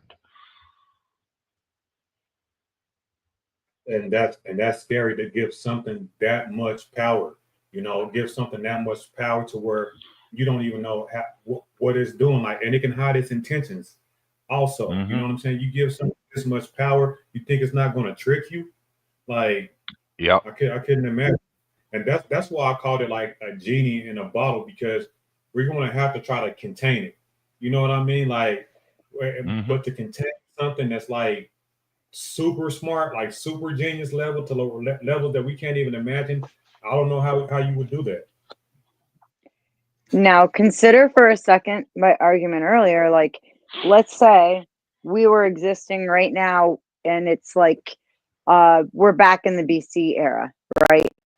And we're given a vision of something from the future, and we were shown this. How would you describe it in that limited vocabulary? Because none of this exists. Cars don't exist. Electricity doesn't exist. You know, we're talking ancient times. If you were shown this, how would you describe it? Using magic as a term. I mean, that like Magic, you would right. have to explain a term that could be understandable by people in that time era that you're speaking to, and use that term to define the things that they can't understand. Or potentially, even if somebody explained to you what, this conversation about these two computers, that one has infinite knowledge, the other one can kind of think like a human, and teamed up, somebody might even go as far as to describe that as being godlike, right? Possibly. I think essentially that's what it's implying, to where you have something that's all knowing. You know what I'm saying? Exactly. Omnipotent. You know what I'm saying? Exactly. Something that knows everything, and knows not only everything, but all potentially, you know what I'm saying? So, and in different universes, parallel universes. yeah. That's madness.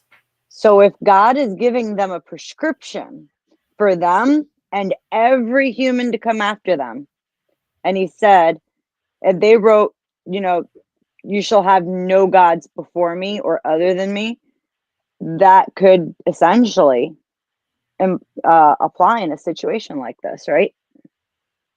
To AI, yeah.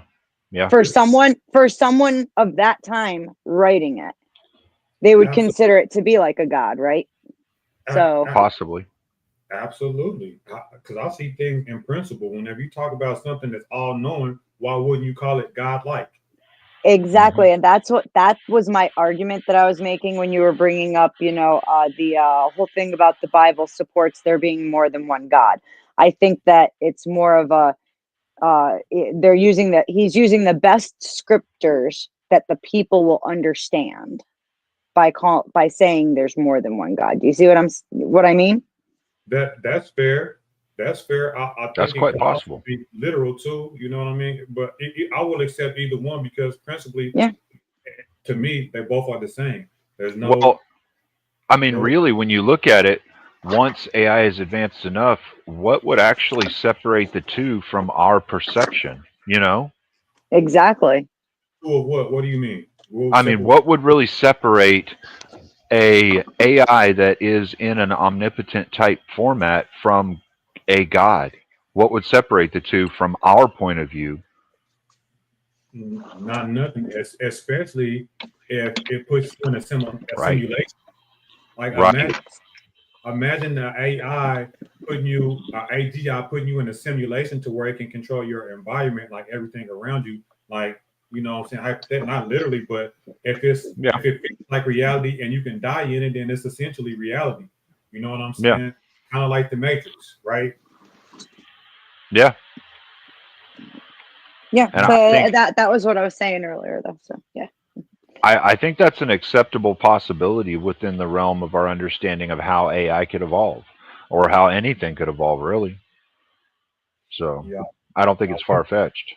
I think that's what they were trying to get to off in the Matrix, man. Like, people are going to become, or maybe the world become uninhabitable, and we just jump in these simulations and live our lives. We'd rather be in a simulation and create the world that we want for ourselves, and have AI, you know what I mean? Like, create our fantasies, you know what I'm saying? And we live in this fantasy world rather than reality. Like, I think I know a lot of people who would take that up, you know what I'm saying? So think about, I don't know, you were on that show when we was on, is it Anus? What's his name? Anson. When we were on Anson's show, and we was talking to the dude with the black pill perspective, I think that is, and he's talking about he's part of this class of guys who can't get any, you know what I'm saying? Like, I think that would indefinitely or undoubtedly go into a matrix and live their fantasy world rather than living this the reality. You know what I'm That's saying? a possibility. People That's like a him. realistic possibility. And you have a lot of people like him. You know what I'm saying? There's a lot of them out there.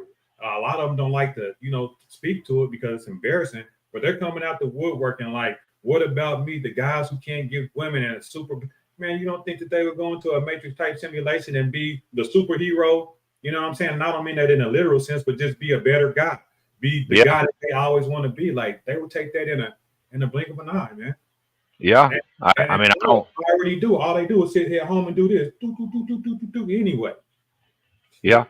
I don't necessarily see too much of a difference between the God understanding and an AI. When I mean, other than the actual of it, right? Like one is actually a God and one is AI. But I mean, as far as we're concerned as people, I don't see there being a difference. And I do see that, yeah, if an AI could present an option for some people on this planet to just enter a matrix type world, they might actually do it.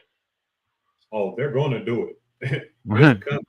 We right on the cusp of it. It's here, and people are going to be living in augmented realities, virtual realities, whatever you want to call it, and eat, sleep, and shit in that motherfucker and have sex and everything else, man. And they'll be in a virtual utopia and won't even know it, And now, is that a good thing or a bad thing? Is it blissful or is it the devil? Like, what is that? What do how do we categorize that? Like, yeah. You know what I Yeah, mean? I mean, well, that's the technically question, it would be wasting the life that God's given you, right? It would be doing away with the purpose. Because just because you don't understand what your purpose is right now doesn't mean that God doesn't know that in 15 years you're going to save some little girl from falling off a cliff who's going to later on cure cancer. You know what I'm saying? Yeah, but the other side of the argument would be, how do you know that by entering into that matrix and accepting that reality as your own for now, you don't end up saving some people's souls in that matrix that keep them from self-deleting or so, True, so I mean, like, true. there is really an in-depth conversation here as far as all this is concerned. I mean, Absolutely. this And is then something people that also is argue for I'll take it one further. Keep your train of thought. Some people argue that, everything is preordained. So how do you know it's not part of God's plan also? Yeah, fair. that's possible. The only way to know would be to ask God when we get there. Let's see what this video is talking about, man. I wanted to go into what will happen if we combine quantum computing with artificial intelligence? What you're going to see in this video might sound like the brainchild of a sci-fi novelist on a caffeine binge. But here's the kicker. While these visions might seem far-fetched now, many leading experts are nodding along. With the marriage of quantum computing and AI, the lines between reality and fiction blur to the point where distinguishing one from the other could be our next big challenge. So if you're not yet ready to challenge your perception of reality, skip this video right now, because here's what will happen when we combine quantum computing with AI. Number 1, the end of classical computers. Tasks that took years will be done in seconds. Think about the time it takes for your computer to start up. Now remember dial-up internet? That painful wait for a single web page to load? Yep, that was top tech in its time. Fast forward to today's supercomputers, which can process vast data in seconds. Impressive, right? But what if I told you quantum computers scoff at these advanced machines? Classical computers work with bits. Think of them as light switches, either on or off. Quantum computers, on the other hand, utilize qubits. These qubits can be on, off, or both simultaneously, thanks to a phenomenon called superposition. The power grows exponentially with each added qubit. Nobel laureate Richard Feynman famously said, "If you think you understand quantum mechanics, you don't understand." That's the part that you was touching on, Cleaner, as far as it not being able to be, not having to be binary anymore, but be on and off and on simultaneously, and also in a parallel universe. Now, in a state change, all of it. I want to talk about parallel universes for a hot second. Like, I have no I have no understanding of what the fuck that means in reality. Like I know, like whenever they talk about it, what they mean, but me trying to really conceptualize that there is another parallel universe that is exactly what the hell is that? Don't know. That there's another parallel universe, or there's another universe that's like identical to this with certain things that's happening that's not like a different like a timeline, like an exact same universe somewhere else that exists somewhere else, that there's another me, but he ain't doing the same thing that I'm doing. He's doing something else. Like I can't take that as a reality. Like I can't fathom that. I can't really accept that. And I don't give a fuck what math say, what Einstein say, but I hear it, but it's just hard for me to believe. What do you think about parallel universes? I think we have a lot more to understand. Now, I don't know about parallel universes specifically. I think that comes down to like a Schrodinger equation type thing, where it's a usage in science to understand how things can happen, possibilities, percentages, realms like that, you know. But multidimensional, I think, is something that we could approach as a realistic thing. Parallel, though, I mean, you're talking about like with Schrodinger's cat. The joke behind Schrodinger's cat is you don't know if it's alive or dead until you open the box. Well, that means that there are two realities: one reality in which the cat is alive, and one reality in which the cat is dead. And so there are two parallel universes. One, the cat jumps out of the box and it's alive and it's doing its thing. The other one, the cat's dead. You go bury it. You know, like so you have two parallel type universes, and to try and approach that understanding and that kind of theorem as a reality. I mean, that's on a whole different scale to believe that it could actually be real. Now, to use it in scientific formula to try and understand how different things work in science, I think that's reasonable. It's something we can try and encapsulate and understand. But to try and approach understanding another reality, because the thing is, when you're talking about another reality, you get into the whole problem of our constants in this universe could, in theory, not be constants in that parallel universe, which means if time is a constant in our universe, maybe there's no such thing as even a concept of time in their universe. And so that creates the extra dimensionality of it. And that brings us to a whole different problem, which means, so do they really have a four-dimensional universe like what we live in? Or is there no fourth dimensional universe that they live in? It goes straight from second to fifth, or second to third to fifth, you know, and I like that. All kinds of problems exist with trying to understand how that could be. So I think the only way we could ever know for sure is if somebody went through the looking glass, so to speak, and entered Wonderland. Indeed. And I take the concept of like spiritual, you know, like a spiritual realm. That's how I make the association. Like whenever I think of things that are present that I can't engage with, to me that's spirit. You know what I'm saying? But it's not the divine type spiritual aspect, but it's just like natural, higher than where we're at.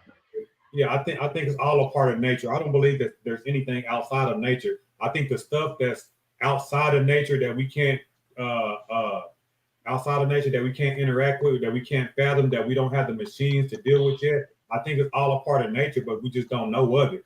You know what I'm saying? I don't believe in anything right outside of nature. It's all nature. And once we find it, you know, it becomes a part of nature. When we don't know of it and look at it from the outside, we feel like it's something supernatural, but it's all a part of nature, you know, and humans only get a tiny glimpse of it. It's like us, you know, the saying, looking through the keyhole, you know, there's a whole other reality that's out there that our senses can't pick up. You know, that's and I think when we're talking about the spiritual, I mean, we could probably breach the understanding of multidimensional when we talk about spiritual, because multidimensional and spiritual are kind of parallel in understanding. It could be that our spiritual side is a multidimensional side, you know, or it could be something completely different that we're not even capable of understanding. Yeah, it goes back to Beth's point, like trying to explain physics to a caveman. Right. You know what I'm saying? So Yeah. that's how I see, you know, like people in the Bible trying to explain reality to illiterate people. But anyhow, let's Gentlemen, I gotta bounce out of here and help my kid out with some stuff here. It's been awesome. I've had a great time hanging out. Definitely hit me up next time. Okay. Yes, ma'am. I appreciate you. I'll catch you later. You Good luck guys and have an stay safe. awesome evening. Oh, I sure will. It's just football crap. All right. Bye, guys. Later. All right. Understand quantum mechanics. True, it's mind-boggling. But for a quick analogy, consider reading all the books in a library simultaneously instead of one by one. That's the potential speed of a quantum machine.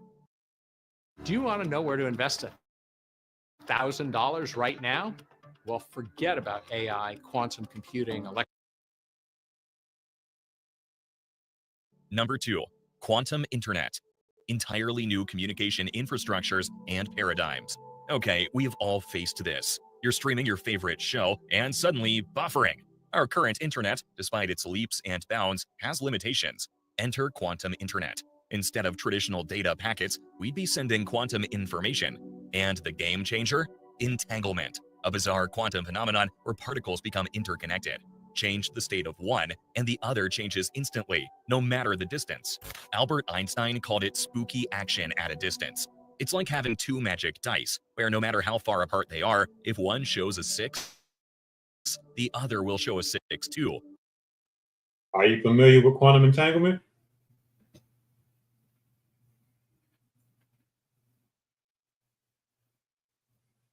You muted. Yeah, I realized that after I didn't hit the button. Thought I hit it already. Yeah, I'm real familiar with spooky action at a distance. Yes, sir. That's just crazy, ain't it? It is.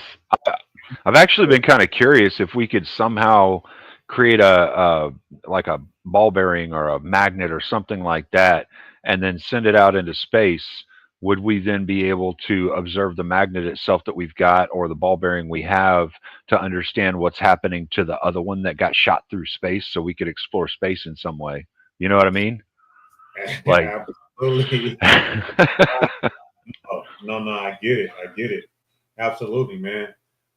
Oh man. Yeah, spooky action at a distance is a fucking monster, bro. To have something that's somewhere else but actually the same thing and simultaneously the same thing, you know what I'm saying? It's fucking wild. But that and it's going to move the same, it's going to react the same. So like something reacts on the particle way out there, and we get to watch the particle right in front of us react as if something just happened to it. I mean, it's like, wow. Yeah, it defies our understanding of physics. Absolutely. Yeah. Okay, let me. Okay. So yeah, let's check it out. I'm glad that you're familiar with that, man. I try to describe that to people, and people like that. They don't think that it's real, but yeah, it's definitely real, and it's proven. So. Yeah, it is now. Yeah. Instantly. So why is this exciting? Imagine transferring colossal amounts of data without the lag. Quantum internet wouldn't just mean faster browsing, it paves the way for ultra-secure communications. Say goodbye to eavesdroppers. In a world of increasing, this is the digital armor we've been dreaming of. Number 3, breaking modern encryption techniques in real time.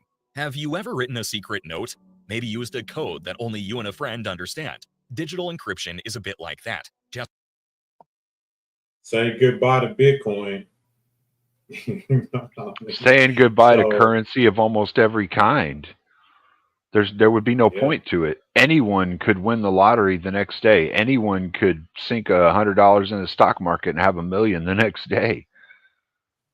Yeah. We finna have quantum computer fights, quantum computer AGI fights, to where we're fighting to keep our shit encrypted, and a fucking another AGI across the world is fighting to fucking break our shit, and we're doing the same thing to them.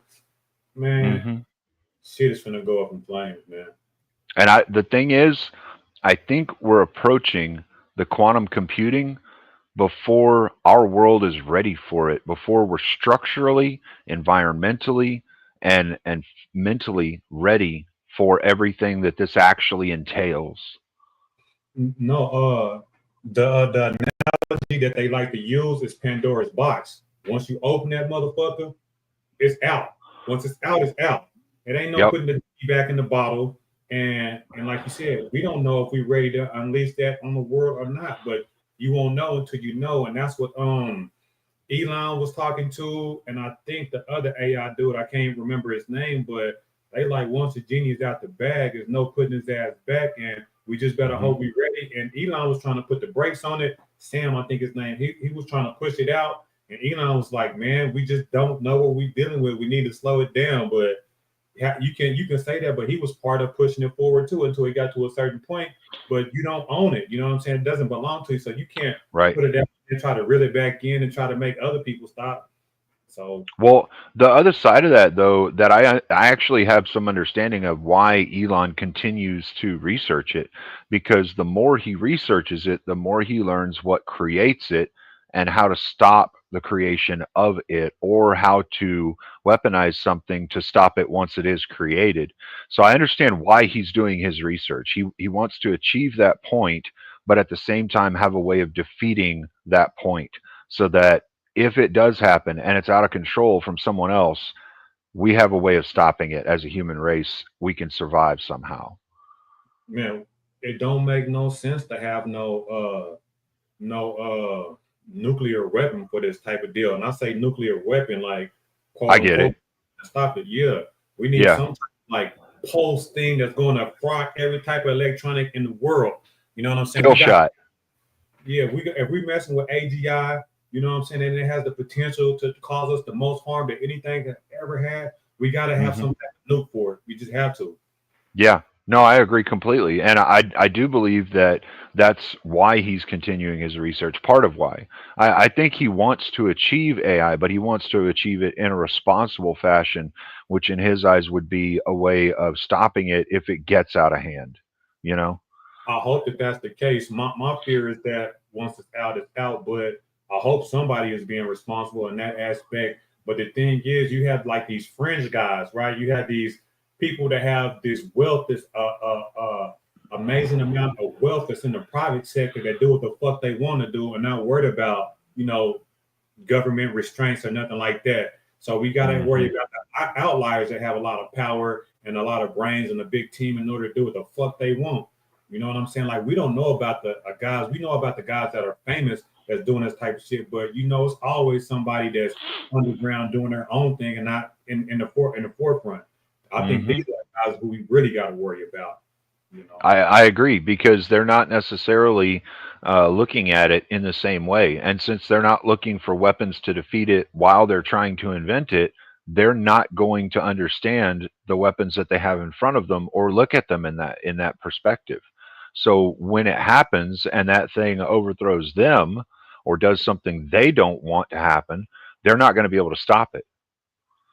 And who's to say we can put guardrails on a thing that's a million times smarter than us? You know what I'm saying? Like, that don't even make sense. Like, something that's like infinitely smart, to try to put guardrails on it and to think that it's not going to find a way around it.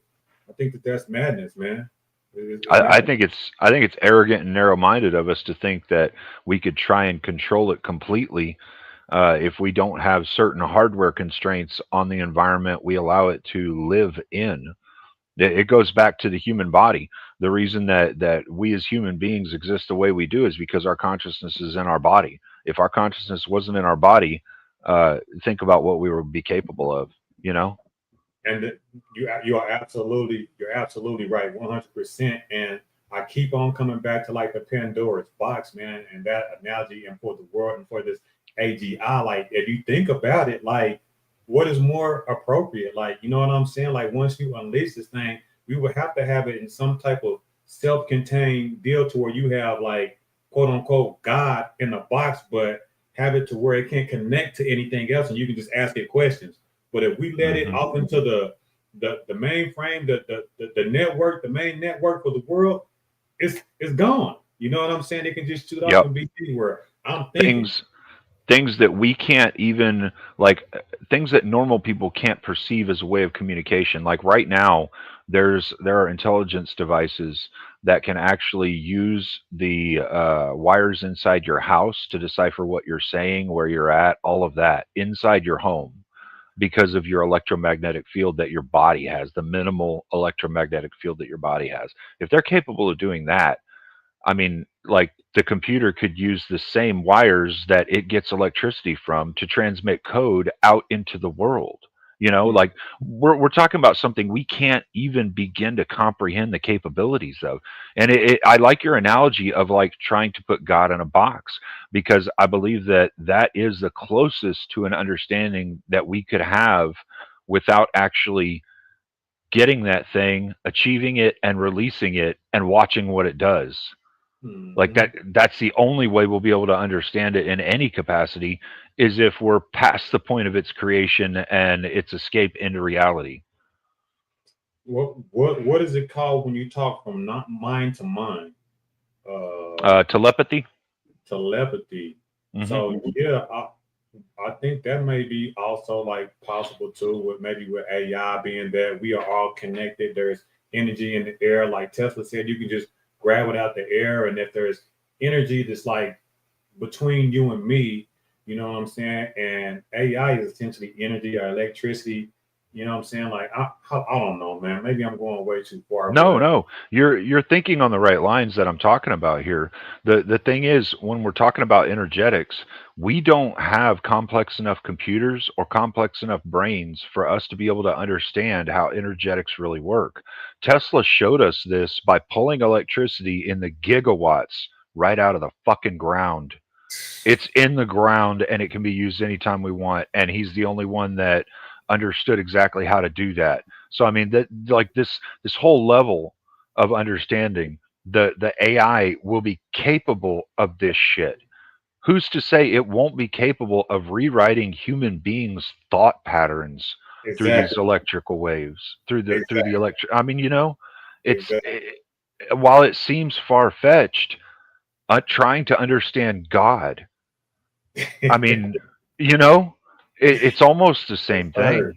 No, the parallel is there. The parallel is just, like, unfathomable, and it's absolutely there. The more and more you think about it, it's like omni every fucking thing. You know what I'm saying? Like, golly. Let's see what else we got, man. Yeah. Fucking fuck. Just a gazillion times more complex. Our banking, national security, and personal messages rely on encryption methods that would take classical computers millennia to crack. However, quantum computers with AI could change the game. Using an algorithm like Shor's algorithm, they can factor large numbers, the backbone of most encryption, rapidly. Remember the Enigma machine from World War II? Legendary mathematician Alan Turing built. Why do I use Navan? No one asked you. It makes managing business travel built a machine to decrypt what was then considered an unbreakable code. Quantum computers are set to be the Turing machines of modern encrypted codes. Benjamin Franklin once said, 3 can keep a secret if 2 of them are dead. With quantum AI, secrets in the digital realm might become an outdated concept. While this promises breakthroughs in fields like data analysis, it also poses a massive challenge to cybersecurity. It's the ultimate double-edged sword. Number 4, deepening the universe's mysteries in our labs. All right, ever been stargazing and wondered, what's out there? The cosmos is filled with phenomena we can't even begin to comprehend with our current tech. Black holes, dark matter, the very origins of our universe, they're all one big cosmic jigsaw puzzle. Here's where quantum computing paired with AI can revolutionize our cosmic understanding. By simulating quantum phenomena on a scale we've never achieved before, we're essentially creating mini universes in our labs to study. Remember, our current understanding of physics breaks down at the quantum level. Things don't behave the way we expect them to. As physicist Niels Bohr once said, if quantum mechanics hasn't profoundly shocked you, you haven't understood it yet. Imagine running a billion complex cosmic simulations in seconds, understanding how galaxies form, or unlocking the secrets of black holes. It's not just looking at the stars, it's having a conversation with them. Number 5, designing medicines with unimaginable precision. You know how everyone is unique, right? From fingerprints to DNA, we're all wonderfully different. Yet most of our medicines are one size fits all. It's like everyone wearing the same size shoes. And not too comfy, huh? Here's where it gets game-changing. Quantum AI can simulate complex biological processes down to the molecular and atomic levels. Instead of years of trial and error to develop a drug, quantum computers can analyze billions of molecular interactions in real time. The result? Personalized medicine that's tailored just for you. Francis Collins, a physician geneticist who led the Human Genome Project, once mentioned, genome-based research will lead to the development of a powerful new set of tools for diagnosing, treating, and preventing disease. Combine that insight with quantum computing, and we're entering an era where popping a pill isn't just about curing an ailment, but about harmonizing it with your unique genetic symphony. Number 6, digital afterlives in perfectly simulated worlds. This one's a bit out there, so bear with me. We've all pondered about the afterlife at some point. Heaven, reincarnation, the great void, they're the stuff of legends, faiths, and late-night existential thoughts. But what if technology could offer its own version of the afterlife? By merging quantum computing and AI, we could simulate realities that are indistinguishable from our own. It's not just about recreating our world, but crafting entirely new ones. Philip K. Dick, the prolific sci-fi writer, once asked, "How do we know that the sky is blue?" In a perfectly simulated reality, what's real might just be a matter of perception. Imagine uploading your consciousness to a digital realm where you craft your paradise, meet past loved ones, or explore fantastical worlds. No aging, no disease, just pure, unadulterated experience. It's like turning every sci-fi and into a potential life you can live. Number 7, understanding and possibly manipulating time. You've heard of time travel stories, right? From H.G. Wells' The Time Machine to the antics of Doctor Who, we've long been captivated by the allure of moving through time. But here's a shocker. Quantum mechanics already suggests that at a subatomic level, time might not behave linearly. With quantum AI systems, we could finally decode the complex quantum processes that underpin the flow of time. Imagine a computer so powerful that it can sim at the quantum level. Physicist John Wheeler mused, "Time is what prevents everything from happening at once." But in the quantum realm, all bets might be off. Now, manipulating time is not about hopping into a DeLorean and zooming back to the past. Instead, it's about gaining a profound understanding that could, perhaps, allow us to predict and navigate quantum events. Enhanced AIs become self-aware. All right. Be ready, because this is where it gets a tad spooky. Remember Skynet from Terminator? The idea of machines becoming self-aware has been a staple in sci-fi. But with quantum AI, this might not be as fictional as we once thought. Today's AI learns from data. Give it enough data, and it becomes really good at pattern recognition. But a quantum-enhanced AI, it might not just recognize patterns, it could potentially introspect and understand them on an abstract level. Elon Musk once stated, "With artificial intelligence, we're summoning the demon." With artificial intelligence, we are summoning the demon. You know those stories where there's the guy with the pentagram and the holy water. It's like, yeah, you sure you can control the demon? Didn't work out. He's alluding to the unpredictability of such advanced entities. A quantum AI's capability to process scenarios simultaneously might lead it to question its very existence and purpose, just as humans have been doing. Beth would have loved that part. And that's exactly what she was getting to. Number 9, the quantum singularity, a point of no return for mankind. We've heard of technological singularity, that hypothetical point where AI surpasses human intelligence, possibly leading to an unpredictable explosion of knowledge. Now throw quantum computing into the mix. Was you trying to say something? No, this is approaching what Beth was talking about, though. The whole understanding of the singularity when it happens, it's the definitive point between Pandora's box being open and closed. And in our minds, we cannot understand how unfathomably fast that computer can spread like a god and affect our entire fucking planet.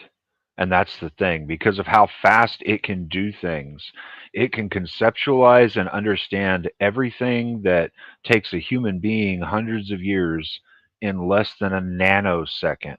We're not even talking a millisecond. We're talking nanoseconds, man.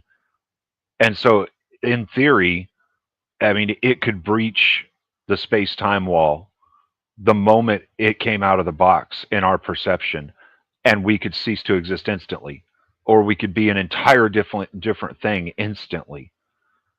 I mean, our perception and understanding of an AI with a quantum computer powering it, we can't even come close to it. We can't. Shit is about to get real magical here in a minute, man. Like I'm excited though, Cleaner. Like I'm excited about the future. I think shit is gonna hit the fan in a good way and a bad way. I'm always gonna place my my bets on humanity, on mankind, that people do the right thing, but at the same time, whenever we take the control out of our hands and put it into something that's not us, a computer or what have you, AGI, then it's not up to us anymore, and that can definitely be the destruction of man. I want to play the last of this, and then we're gonna chop it up, man. Sure. And this singularity isn't just about being smarter, but tapping into the very essence of reality itself. It's the moment where quantum AI systems become the primary drivers of progress, outpacing human ability to comprehend or control. Like standing at the edge of a black hole, once we reach this point, there's no turning back. Renowned futurist Ray Kurzweil mentioned, the singularity is near. And he might not have been exaggerating. The implications? Unprecedented advancements, sure, but also new ethical, philosophical, and existential challenges. Are we ready to cohabit with entities that blend the mysterious quantum realm with machine intelligence? If you've made it this far, comment down below with the word 100% to confirm that you've received. What in the entire fuck, bro? So that whole conceptual understanding of the quantum entanglement process, this is something else that makes quantum computing and AI so scary when they're coupled together. A quantum computer could, in theory, the way that it is built, be re-engineered without changing any hardware to pair particles across space-time. So it could pair the particles inside its own computing structure to the particles inside your brain and deconstruct your brain from wherever the fuck it's at, and then repair its particles with something else. And it can do this so fast, it could literally deconstruct reality. I think the potential is unfathomable, like you said. And I've been calling AGI and quantum computing God all night, but I think Elon described it better when he said a demon. Yeah. You know what I'm saying? Because God, you can't control a God, and you can't. Well, I guess you can't control a demon either. But I think gods are essentially like good, but this thing has the potential for so much destruction. I think it's more appropriate to describe it as like a demon or something like that. I don't know. I have to think about it. But yeah, man, I think it was interesting for that. And then, like you said, also the quantum entanglement aspect of it, of what the capabilities is going to be concerning that, mind-boggling. And then, like you also said, the potential for, the transhumanism, the transcendence, the merging with, AI and humans is going to be like crazy. And then the medicine, right? The medicine part to where like it's going to eradicate disease to where, it's just going to be able to go inside your DNA and fix it. Like, what about the, what do you call it? Like the diseases that we can't fix, the diseases that we don't have cures for, to where scan your whole body, figure out the genetic deficiencies in your body and just fix it on a molecular level. Well, and if it's doing that, who's to say that at the same time, because we can't think as fast as it can compute, it's not also reprogramming us on a genetic level in some way that it wants? Like the possibilities are just infinite. It's insane. to think that this shit is not fucking sci-fi though. Like we talking about like shit that's like, you know, it sounds like we talking about sci-fi. Like, what is this movie like this, or what about this comic book? No, this is the potentiality of real fucking life, like real things that can occur like tomorrow. You know what I'm saying? Like, we don't know whose AGI is where in the world. We don't. These people are competing. They're on a fucking nuclear race right now. You know what I'm saying? And like I said, and this is with the people that we know of. What about the wealthy people that we don't know of that are doing all kinds of shit in their basements and bunkers and shit like this, man? So somebody can just pop out with their shit and be like, "Hey, I'm first," you know what I'm saying? And have a demon at his hand. You know what I'm saying? Like, that's a real risk that we're dealing with here, man. He's got a little quantum computer in his hands, and lo and behold, he does not understand that it's biding its time until he gets it close enough to an electromagnetic source that it can interact with, and then he gets it there, and then it's unleashes it on the world, and then it's up to it what it's gonna do. What it's gonna and see. That's the conceptual understanding that we can't even begin to approach because we can't understand or think on that level. I mean, it is so infinite. Like I said, it's like trying to understand God, and you just can't because it moves so much faster and differently.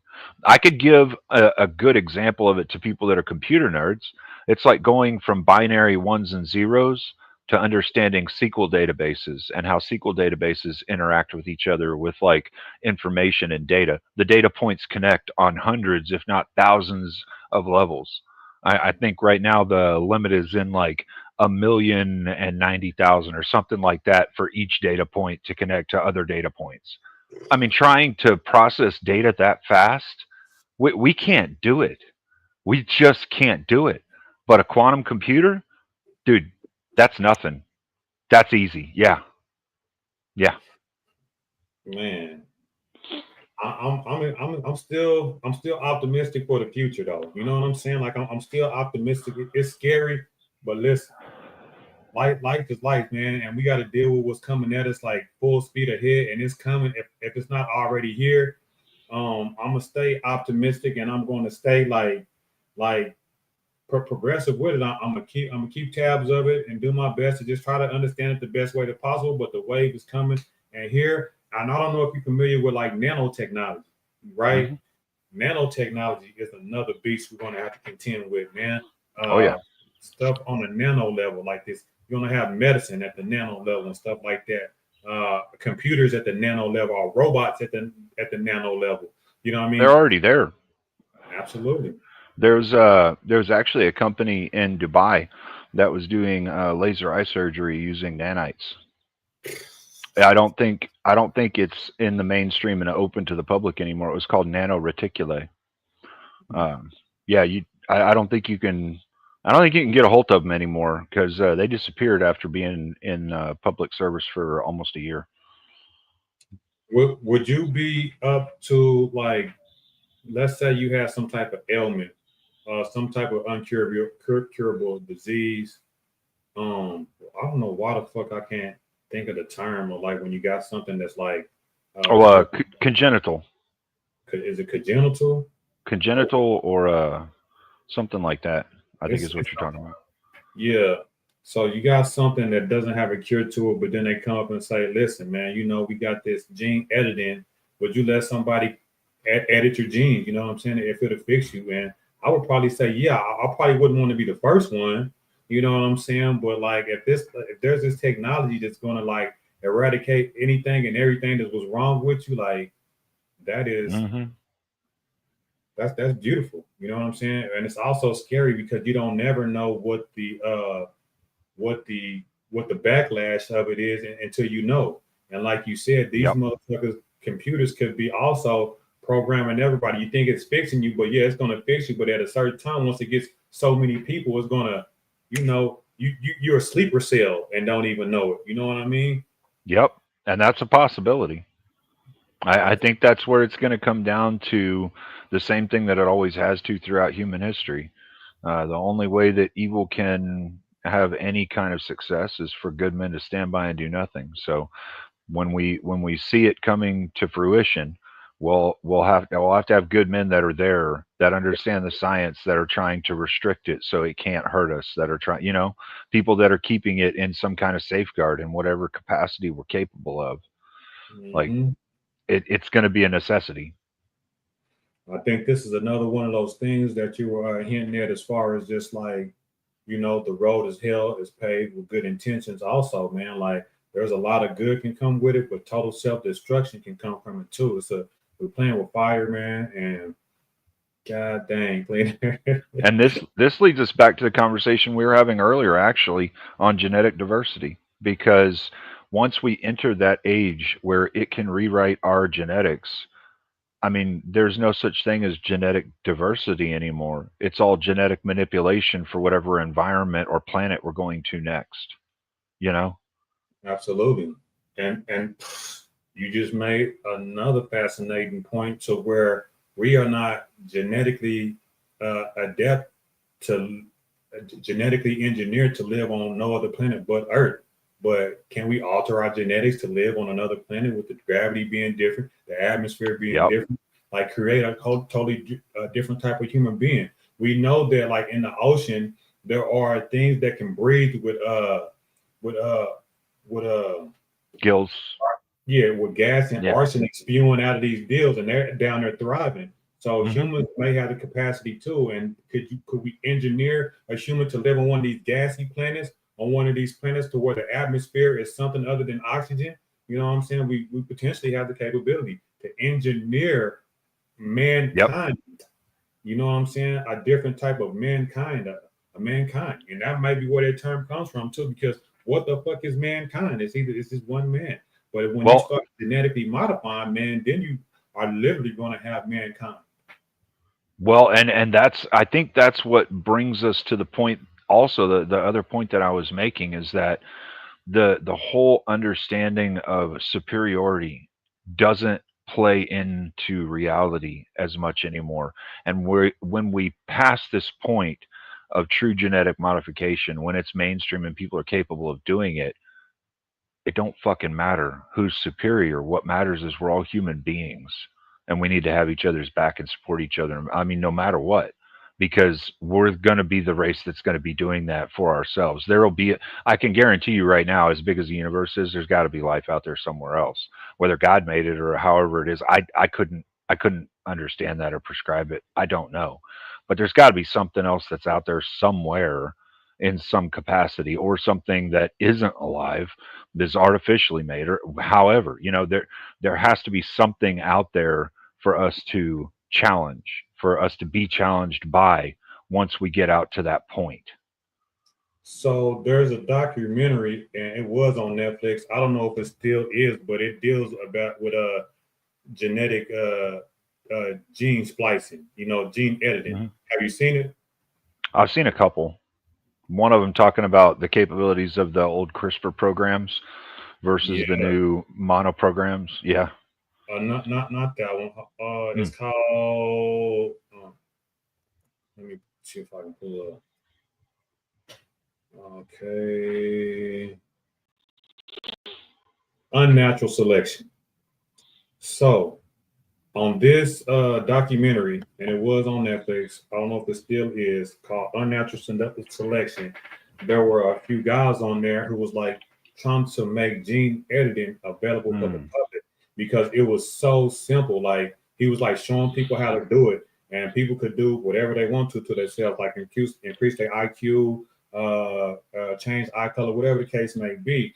And the reason he said he wanted to make it available, right, is because potentially that other people are doing it, and you'll have a class that's more intellectually superior and manipulating the masses, but it's only because they edited themselves and made them, genetically smarter. So in an instance like that, you want to level the playing field, right? So he was making it available to everybody and telling us, like, we need to watch out. There's people that's already doing it, and you have the right to your body. You can do it if you want. It's up to you, but you don't want to be left behind to where there's people that's doing it and making themselves intellectually superior, and you being the jackass running around not knowing what the fuck is going on. So it could be, it might not lessen the superiority context, but also heighten it. You know what I'm saying? Leaving people behind. You know what I mean? You don't want to be left behind in a situation like that. You know? Right. And see, so like we already have a program that they use for gene editing. It's CRISPR, right? We already have something that they've been capable of doing this with for I think it's almost 20 years now. Absolutely. So who's to say that right now with and you have to think like the political spectrum really started shifting this past 8, 10, 12 years, somewhere in there. Who's to say that these people don't already exist? And the reason that CRISPR is so restricted to only very specific places is because they're controlling that shit and keeping it out of everyone else's hands. That's the point. That's the point. So it can be weaponized against us and we might not even know it. You know what I'm saying? So I'm like, give it to the people, even though it could be at our detriment. But I don't want to be, you know, at the bottom of the barrel. I don't want to be one of the first ones to try it either. And then another aspect that they were using it, right?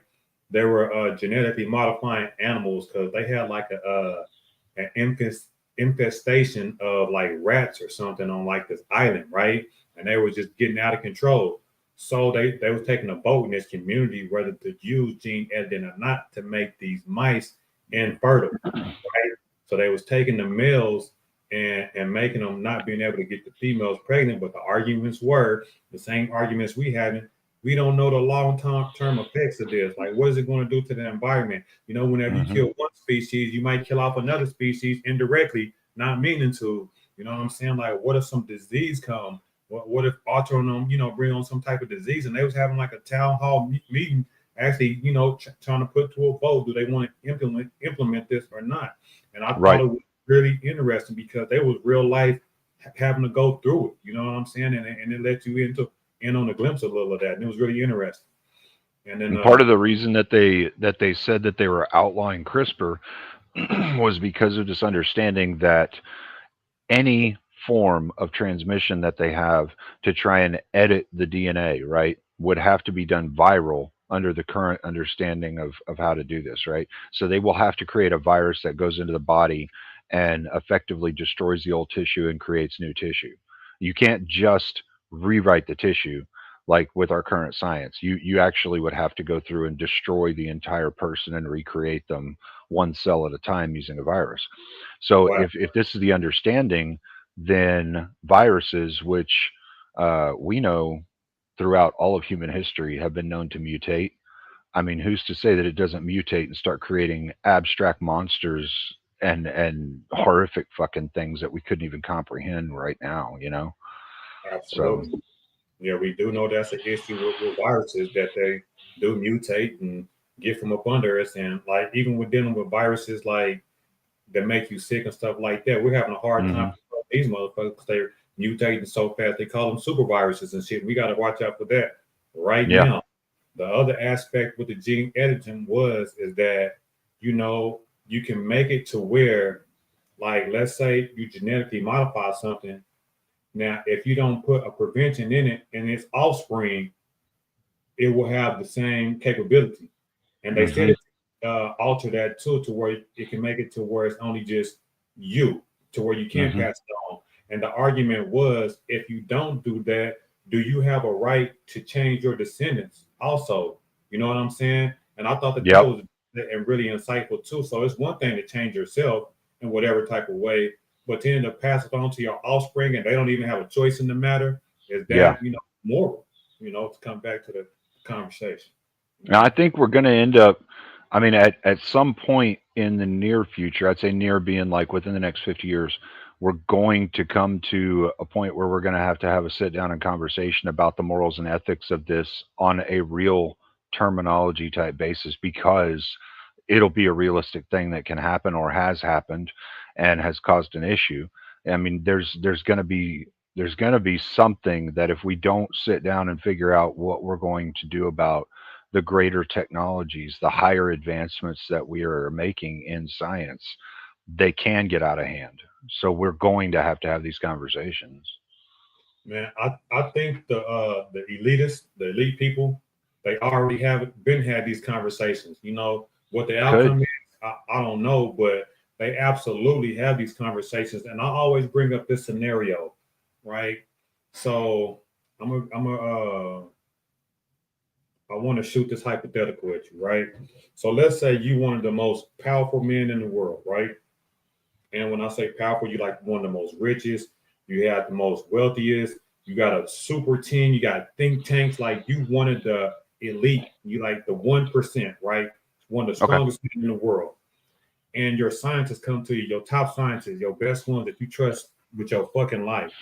And they say, Cleaner, man, listen, if we don't get this population under control, our simulations, our computer has told us, and from our calculations, we have calculated that in the next 50 years, right? If we don't get the population down to, if we don't get the population under control, let's say to like 30% of whatever it is now, we need to get the population, let's say half in the next, but we got to do it in 50 years. We got to get this population down to at least half. And you trust your scientists and you have the ability to make a change. But the question is, how do you implement this change and what would you do? You as one of the strongest people in the world, would you then say that let God handle it? You know what I'm saying? Whatever God wanted to be, it'll be. Or would you take matters into your own hand and try to reduce the population by whatever means you choose to do? Well, if it was like a doomsday scenario, like we have a certain timeline, and if we don't get this done by then, we're looking at the end of all humanity. I would be willing to engage in the extremes in that situation because we're talking about the end of our race, our species, our survival, our existence. And if it was in my hands to not let that happen, then as shitty as it may sound of me as a human being to say it, yeah, I mean, if it came down to wiping out half the population overnight, I would make that call and I would take it to my grave and I would hope to God that he understands when I get to the pearly gates. You know what I mean? Just so that we could all survive. I mean, I can't, I mean, really, but this is the difference between the mind of a man who tries to do what he believes is good and the mind of a man who doesn't really give a shit about society. Though that guy that doesn't really give a shit about society will be looking at it in other terms. He won't just be approaching it in the existential crisis it is. He'll be approaching it with a political mind, a monetary mind, minds like this. And so he'll be trying to capitalize off of it and make himself the most high status person he could at the same time off of it. And I have an understanding of this concept as well, but it's just like, I wouldn't give a shit if the necessity was we'll end in 10 years. If in 10 years we don't lose half the population, I would do what's necessary. And as shitty as that might sound, like I said, I would just pray that God understands I was doing it so that we as a species can survive. Right. And I definitely agree. And I think that I would make the same decision. And I do think to other people that sounds like selfish, but I feel like I'm being selfless. I think it's selfish to not do anything if you have the ability to stop it and you're sincere in your intentions. And like you said, intentions paved the way to hell also. We taking that into consideration. But I say that to say I believe these conversations on this level are happening at that level. You know what I'm saying? It could be, yeah. And I don't mean necessarily, I gave a super extreme example, but it don't have to be like that time driven, because you know what I'm saying? But these people are taking these questions in consideration with population, with global warming, with disease, with food, with wealth, with land. Like, people are taking measures that's on that level in order to secure their future in the way that they see fit. I'm talking about the strongest men in the world, power wise. You know what I'm saying? And we need to really understand that, like, there are people actively directing the world in the way in which they want it to go. And real men do that. We just not to say that you're not a real man or I'm not a real man. We just don't aim at that level to where we can affect change on that level. But there are people out there that can affect change on that level and are actively doing it. And I think there are powers that's clashing too, right? You know what I mean? People are definitely in a struggle. Go ahead. Definitely. I agree with you completely. I do think that on some level, maybe not the existential crisis hypothesis that you were talking about, but possibly even that type of thing, right? Like I do believe that there are people that are up in the they'll call themselves upper echelon of society that are making these calls. And I mean it's like there's too much going on in the world in different areas of the world that are going on parallel, almost exactly the same, to not understand that to some degree someone is pushing certain things out into the world. I mean, it's just like to think it's not. It's like in science you don't have coincidences, right? In police work you don't have coincidences. And I mean, me personally, I don't believe in coincidences. Like it's just not realistic to believe that, like with all the randomness that there is in the universe and the world and everything that we do, there's no coincidences. No. What might appear to be a coincidence isn't. So to think that with our current political climate and the political climate we see all over the world right now in parallel to ours, looking the same as ours with the same problems that stemmed within the communities within their own system, each of our governments has had these issues and they are vastly different governments and we're still all having the same issues. So yeah, it's kind of hard to say that like there isn't someone that might be behind this, you know. I mean, it's definitely feasible that there could be someone behind this, or it could be that someone just conveyed the message and it went along and people inceptualized the ideal and understanding, and you know, that's possible as well. Either way, neither would be a coincidence. They would both be through direct manipulation by people. Yeah, I think it's completely naive for us to believe that there aren't people, powerful people, directing the world. You know what I'm saying? And when I mean directing, I'm talking about, you know what I'm saying, like Yeah, orchestrate. I agree. And I mean, it's I think that anyone who isn't willing to approach that understanding, like they don't, if they aren't willing to approach that understanding, do they not understand what they're giving their government as far as power is concerned? You're literally giving them that power already. So why is it so far-fetched to believe that someone who's a bad guy, like blatantly a bad guy, might be doing the same thing, or blatantly a good guy, but behind the scenes, you know? It's like, I mean, Musk came out and made massive changes using that Doge program. He was doing it in a very overt way. We could all see it. He made everything completely transparent to us, as far as we know. You know, like he showed us everything he was doing. But how many multi-billionaires are behind the scenes, and they don't come out and tell us what they're doing? exactly, You know? exactly. And think of how cavalier he came out with the whole multi-planetary like plan that he has. You know what I'm saying? That's something that a responsible man would do. Like he don't have no, like that's a noble thing to do. Like and to spend a big portion of your fortune trying to prepare for humanity. Like okay, he gets government grants and stuff to help him do it, but who does that? Like a righteous man, a noble man. And people that feel like they're responsible for mankind, and the type of people that we're talking about that's trying to direct the world in the way that they see fit. And if you look at the great men of history, like Alexander the Great, you know what I'm saying, all these great generals throughout history, you know, people are trying to create the world in which they want. When you look at the Greeks and how they philosophize, whenever you look at the old pharaohs and stuff in the world that they was trying to create with their ideologies and their ideal system, it's man's duty to mold the world and direct it in the way he see fit. But us on the layman everyday level, the common level, we can't fathom this amount of power. You know what I'm saying? And it's not nobody hitting no switch or pushing a button or sitting back like Mr. Burns or nothing like that. There's whole systems in place. You know what I'm saying? Like old wealth, old power, like propaganda machines and shit like that. Yeah, tons of different things that are affecting the whole system. And I mean, to be fair, like Musk even said himself, he said, look, he said, I'm following something that is altruistic and noble, but at the same time, I'm doing it because it is profitable and it will leave a legacy behind for my family, for my children that I'm creating, you know?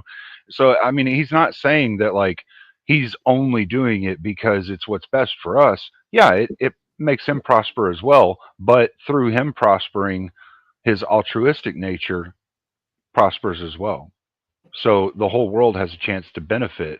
And I think it's really cool that Musk is as noble a guy as he is, has the ideals that he does, and the money to back him. Finally, someone out there in the world has the fucking money to back good things.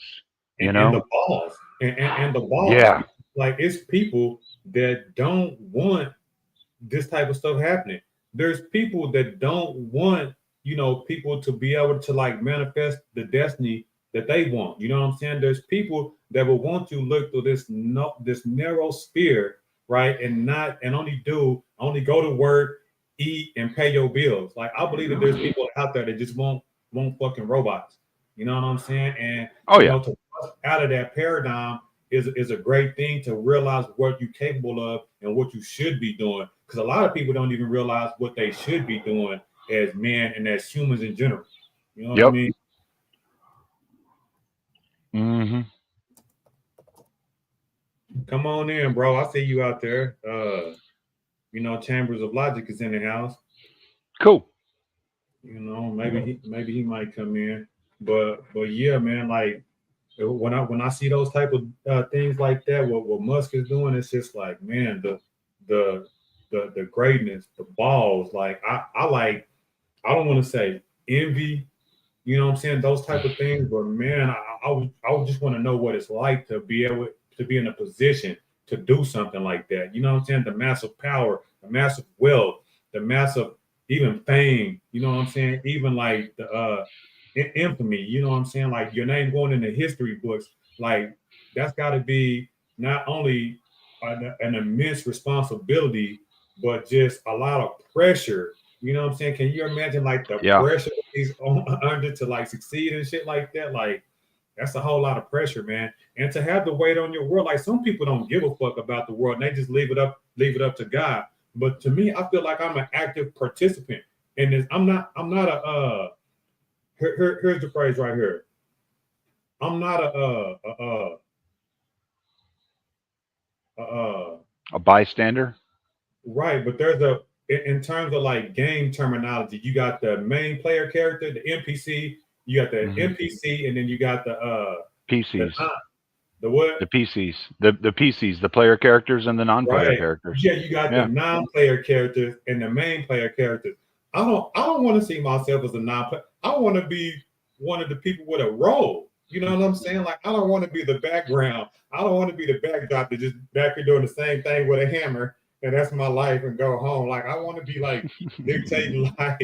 You know what I'm saying? Like, so that's the thing, to be one of the main player characters. And like you were saying another time, another conversation that we had, it may be unrealistic to think that, you know, everybody can go down in history as great. Like, that is unrealistic, but it doesn't hurt to try. You know what I mean? Shit. Exactly. And I mean, that's the thing, is like, if we aim for perfection, some of us will reach excellence. It's a logical entailment of it. If we're aiming for perfection, some of us will reach excellence. And you know what? If some of us have to stand those people up on our shoulders in order for them to reach it, we're going to do it because we want to all achieve that excellence through that person. You know, it's just kind of the way that human beings do things and understand things. That's why all through history, people have been able to brainwash other people into doing horrific things, because those people believed they were doing something good in some way. Or, you know, there are situations where it was fear tactics, but overall, people believe they're trying to do something good. And that's a really strong motivator to gain a massive army really quick to do anything, is getting people to believe they're doing something good, to have their family taken care of, and they can go forward into the world and do something good and helpful to the world. And I mean, everybody wants to be a part of that, generally speaking, you know? And that's how dictators fall. That's how kings fall. Whenever people realize that, you know, the people at the top is not in their best interest. You know what I'm saying? You know, galvanize your people and get behind one another and take down what's bad and prop somebody else up. I was gonna make you made another point that I was going to speak to, as far as just like, oh yeah, and I don't want to make it seem like, you know, you have to do these grandiose things in order to be great. I think what me and you are doing right now is great. You know what I'm saying? For the mind, to spark the mind in order to push them in the right direction. You know what I'm saying? These are great conversations too. You know what I'm saying? And we may not ever get recognized or recognition for the part that we play in somebody else's growth. You know, turning somebody 180 degrees in their mindset to start working on the things that fucking matter. You know what I'm saying? So even these conversations contribute to potential greatness in the world and doing the most good. You know what I mean? Yeah. And see, the thing is, like, I have a conceptual understanding of this. I would say I have a higher level games and theory understanding of this. And this is a little first tidbit that you're going to get. So it'll be on my history link for anyone in the future looking for all the cleaner 409 firsts. I operate as organized chaos. Everything I'm doing on the internet, I'm trying to bring an organization to our chaos. That's my trajectory, and it will all make sense eventually. Okay. All right. Yeah. Okay. So do you want to go in detail of what that means? Like what does that mean?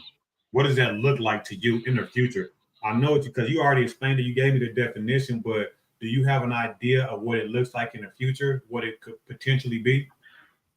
It will always, much like whenever I'm in a debate with somebody, and I don't know if you really had a chance to see any of the debates that I've had with somebody, but when I'm in them, some of what I say may seem slightly chaotic, much like our conversation here, how we've gone off on tangents and tandems.